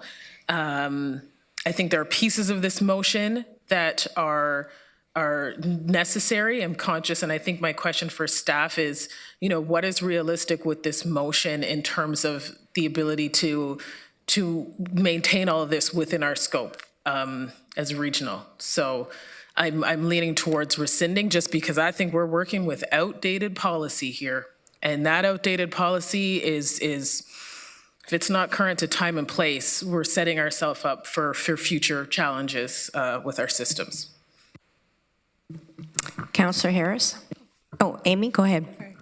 So through the chair, yes, I just wanted to say I agree with that. As Jeff mentioned, we have much stronger legislative requirements now than this policy protected for. I'm just seeing this for the first time on the screen, so I'm reviewing it. We do have the existing well interference protocol, so that last highlighted bullet there, it may not follow that process, so I just want to flag, sorry, not the last bullet, the larger highlighted portion up above there, that last bullet. Around the technical piece on the well interference. So we do follow that policy. Whether we look at revising that policy is something that we could consider bringing back to council, but we are following that policy. And I'm not sure that bullet follows that policy as written right now. I would also say that these are outdated. This is an outdated policy.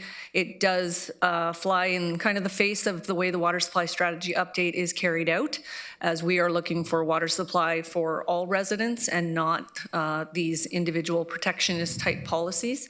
So I do have concerns about extending it until 2029 or 2030 temporarily. So with that, I yield back. Sorry, Councillor James, are you done? I'm done for now. Okay, and thank you, Amy. Councillor Harris. Yeah, no, well, Councillor James spoke to some of the similar items I had, and I want to thank, Amy Shaw for your response. Sometimes we don't get a candid answer.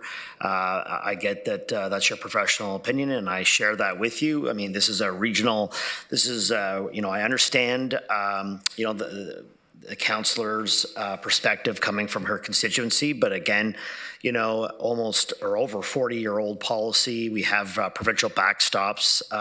It conflicts with our existing policies. I guess one quick question for Nicole, is it? I believe you had mentioned that there is no other policy within the region that is similar to this. Is that correct in what I heard?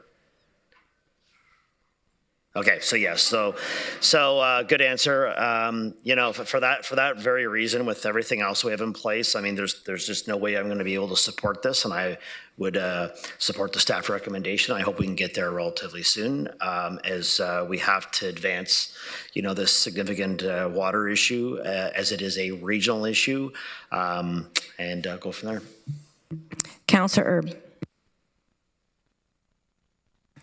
Thank you, Madam Chair.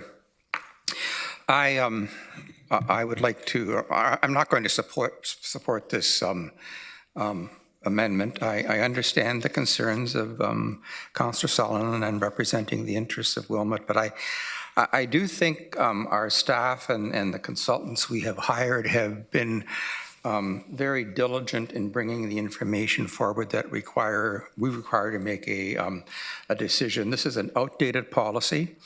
We're not making decisions today based on policy from 1980 for childcare, for construction, for the placement of underground services, and I don't know why we would be wanting to, adhere to a policy from 1980 for water. I don't think this sends a solid message to the development community. It's another put off of another couple of years until we get a final answer. And so for many of the reasons that Councillor James has highlighted and Councillor Harris, I want to eventually support the staff the decision that we rescind the 1980 policy and move forward and give some stability to this whole system. And I can't say enough about the professional advice we've been getting from our staff. Very, very convincing today on the presentation, on the graphs, and the monitoring that's been done, and so extensively in Wilmot compared to other water systems that we have in the region.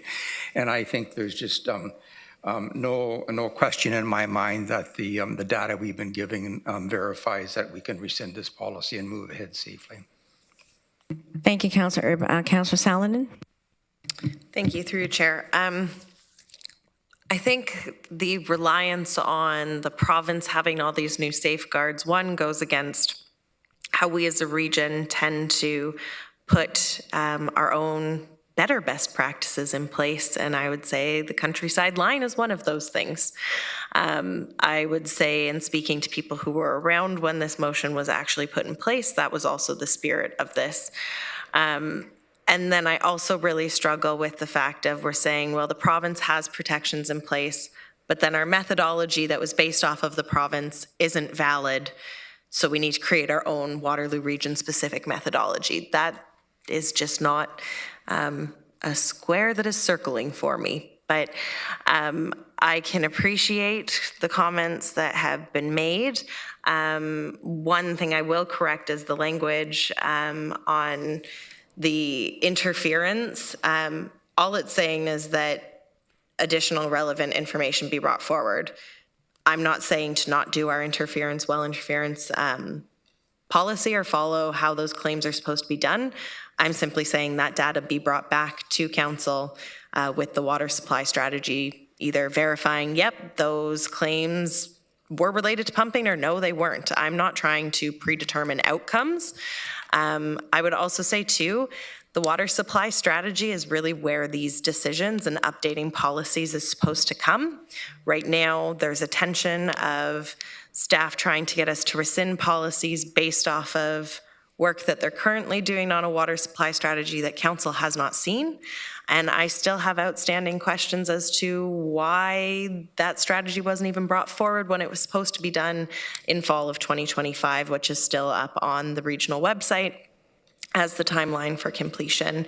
And the only time that we heard it wasn't going to be proceeding on that timeline was when we found out about this water constraint, which was already past the date that we should have gotten the supply strategy back. So I'm not saying that staff haven't continued to provide relevant information. I'm not saying that this policy doesn't need to be reviewed, nor was I saying that this policy needs to be extended to 2030 or 2031. I was saying the water can be pumped with this policy still being in place, because that is how you justified pumping water in 2019 and continuing on. I'm really struggling with this when this really is a compromise on allowing development to proceed, while also acknowledging that there are some legitimate concerns and still outstanding questions related to this ongoing issue. But I can appreciate if people don't see it that way. I certainly think that we really need to, especially on groundwater, be proceeding in a cautionary way, but a way that also allows for development, and this motion does allow for that. And again, this policy does not need to be revoked in order for those 30 litres a second to be transferred into the system, as they already have been for the last 6 years almost now. Councillor Gowing. Thanks, Chair. I was actually going to mimic most of what Councillor Salonen was saying there, but I will ask if we can have a suggestion based on what Councillor James was saying, that she can look at some of it, but not the overall. So maybe we can vote on each individual piece of this so that we can get some things approved instead of just saying no to the whole thing. So are you asking for each of the sections to be taken separately? I'm not seeing a lot of support for. Okay, so we have to vote on the amendment first, and then we will come back and. Okay.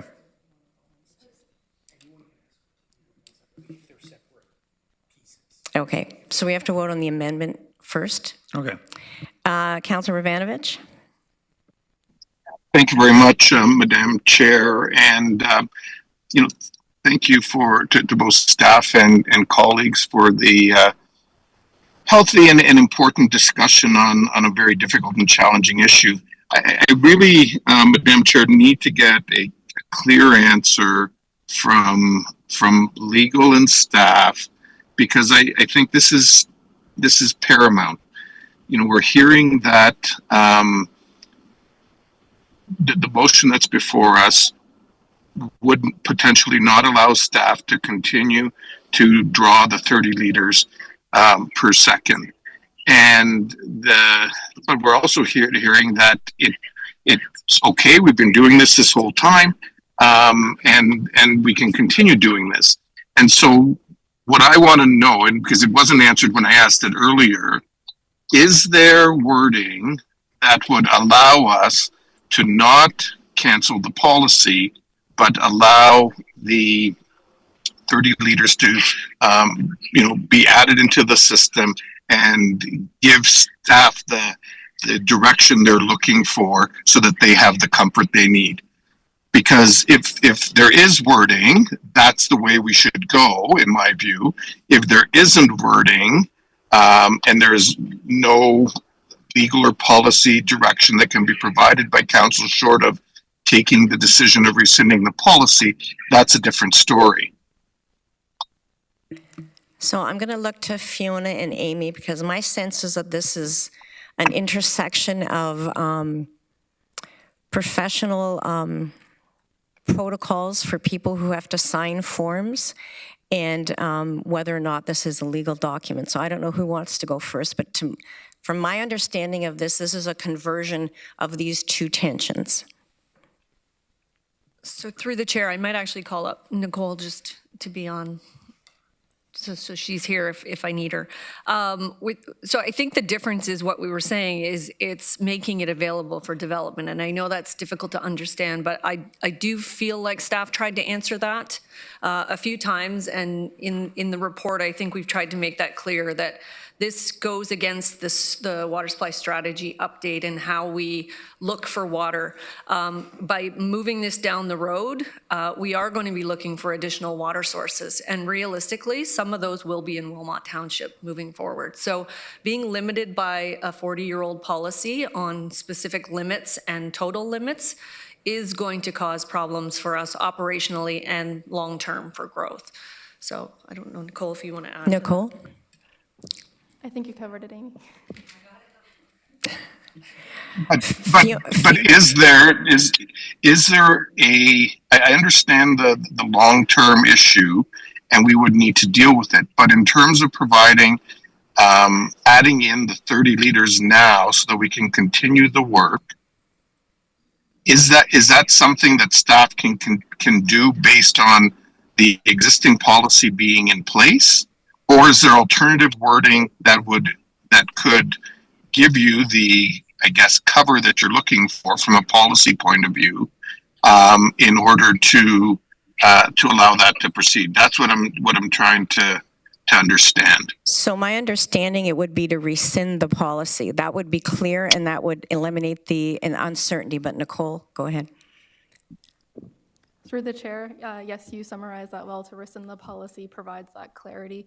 And I think one of the things that staff would struggle with is that if we did this on a temporary basis, Again, if we don't have that certainty in terms of where is that next 30 liters per second coming from, then that creates challenges for how much you can release for development. So we could say that the decision is deferred to the water supply strategy update, but the preliminary list of projects in the next 5 years, that's very unlikely to change because we have an extensive amount of technical experts and regional staff who are looking at doing everything that they can to expedite projects.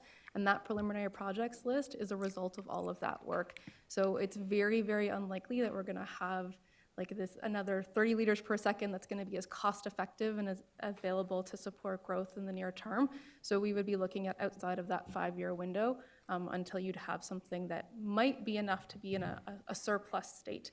So that's where I was trying to say, we could say that it's allocated until Mannheim side stream, but if Mannheim side stream were to give us, let's say it's up to 300 liters per second. So if it's 300, then it's 270 of that becomes available at that time. So you're reducing it within that 5-year window.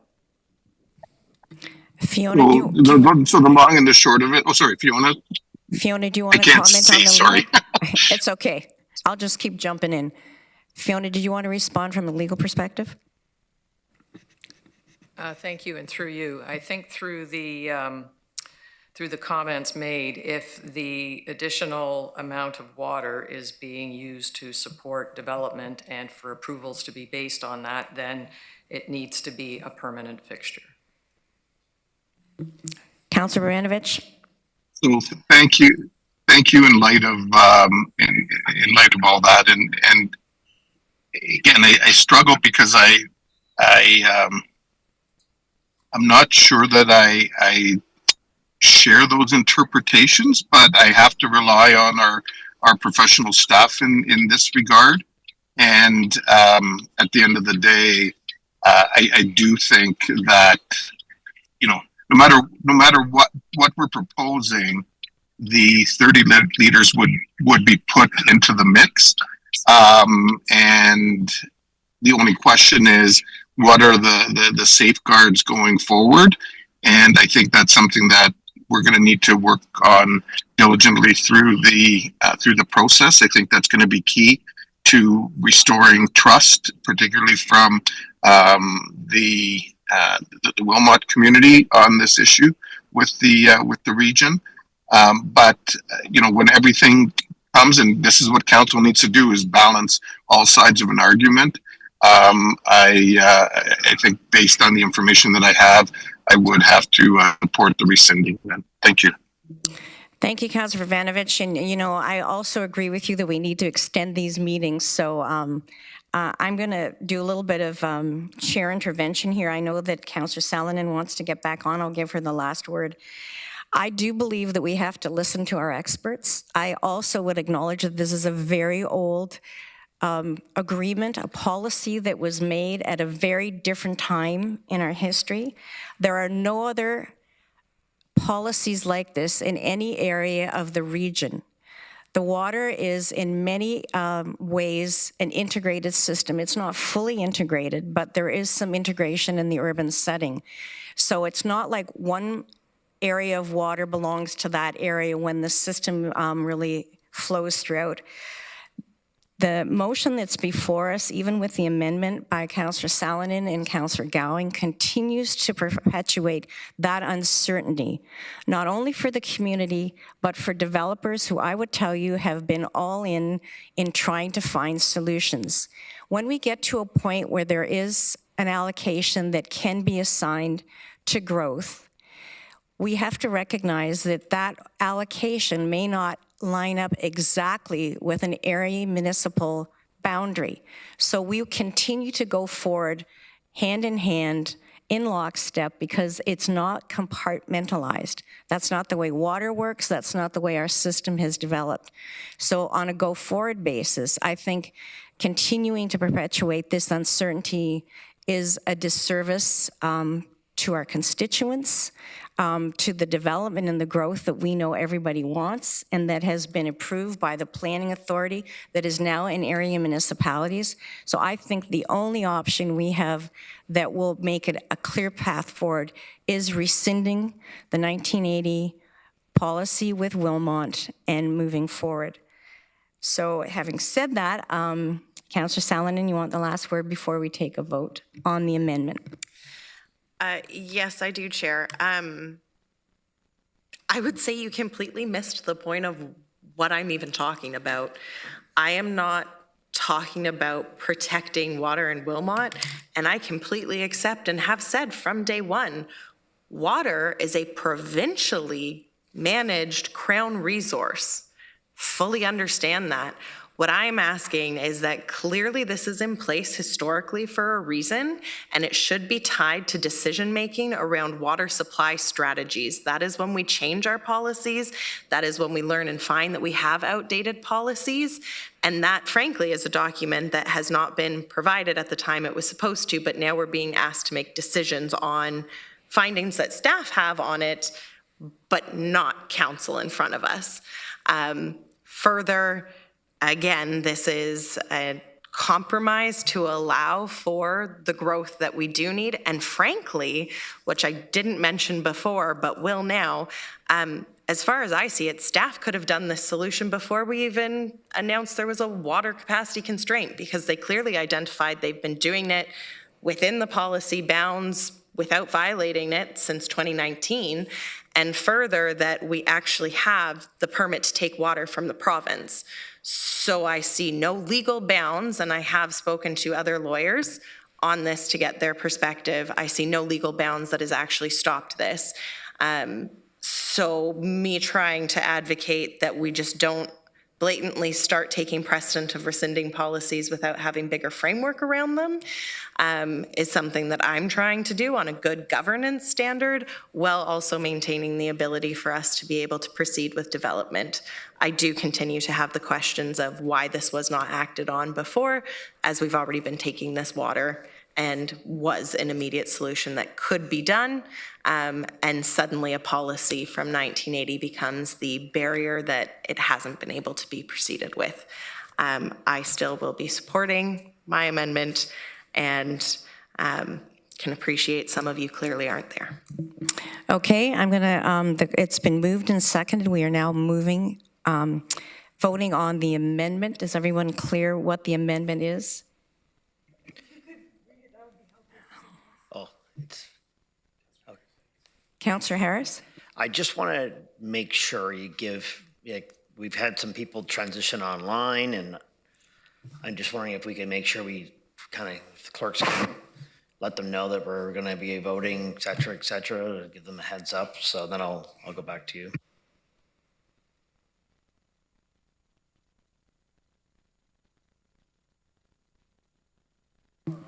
So currently we have Councillors McCabe, Rabanovich, and Fox. I'm online. This is Dorothy. I'm online. Sandy's online too? No. So it's Dorothy, Barry, and Sue.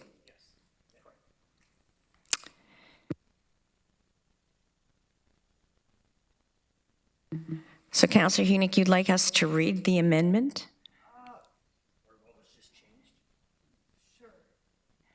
You were not in the room when it was posted. Do you want just the changes, or do you want the whole thing?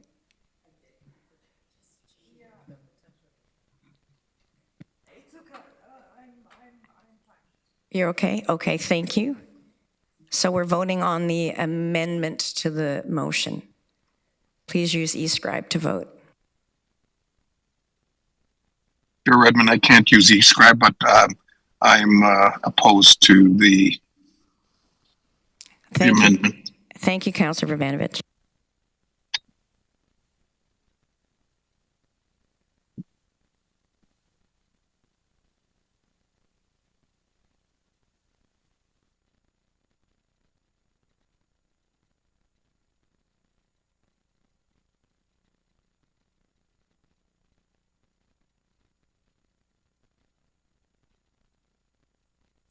I'm waiting for it to pop up online, but I don't, on eScribe, but I don't see it. Councillor, okay. Do you want to just verbally tell us? Yeah, I'm opposed. Thank you. Thank you.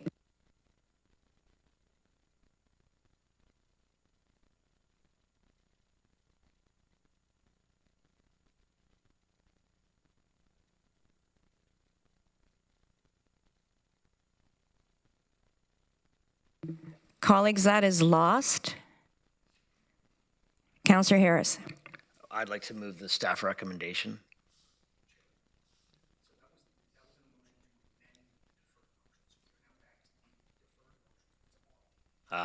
I see. Okay. So we're now back to the deferred motion that was on the agenda. Given the result of the amendment, do the mover and seconder still want us to vote on that one? Okay. So it will now be on the motion that has been referred twice, unamended.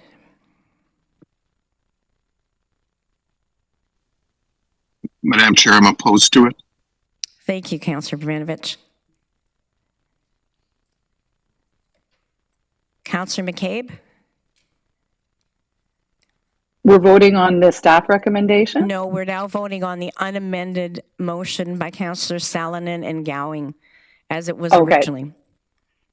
I'm opposed. Thank you. There we go. There we go. Colleagues, that is defeated. Now, Councillor Harris. Yeah, I'd move this staff recommendation, please. It's been moved by staff, seconded, or it's been moved by Councillor Harris, seconded by Councillor Erb. Please use your e-scribe to vote. And we are voting on rescinding the 1980 agreement on water taking from Wilmot. We are just... Madam Chair, I'm in favor. Thank you. So we're not allowed to speak to the motion?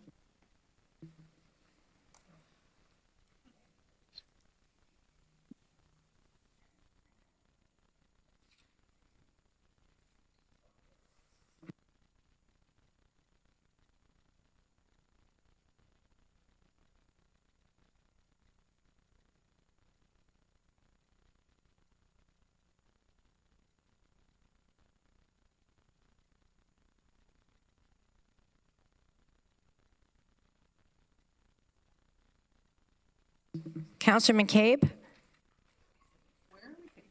I'm in favor of the staff recommendation. Thank you.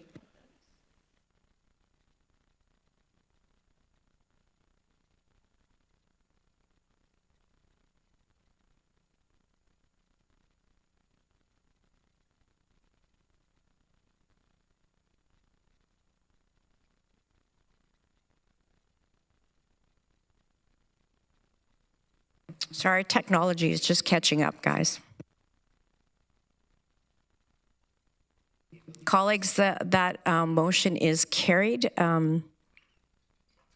E-scribe is just not cooperating. So colleagues, I'm going to look for consensus here. We can forego our closed portion of this meeting if I have agreement that everybody, and we will deal with those issues at a future meeting. They're not time sensitive. Everybody's good with that? Okay, I am seeing consensus for not holding our closed meeting of today's date.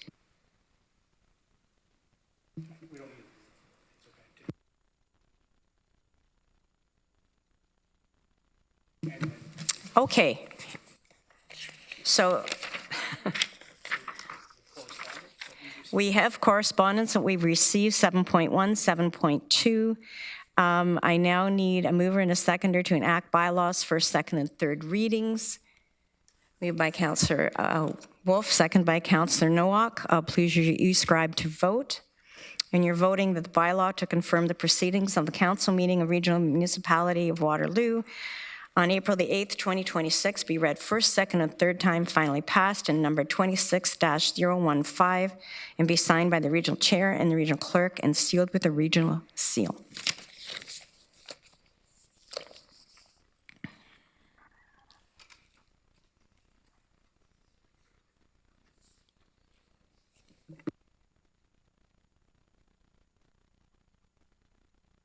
So colleagues, that is carried. If I can have a mover and a seconder to adjourn, moved by Councillor Wolf, seconded by Councillor Nowak. Do I have consensus to adjourn? That is unanimous, colleagues. Good debate, great information. Thank you. Madam Chair, just a quick note. Ron Eddy passed away today. Ron Eddy, the past mayor of Brant for quite a long time. Oh, thank you for that news, Sue.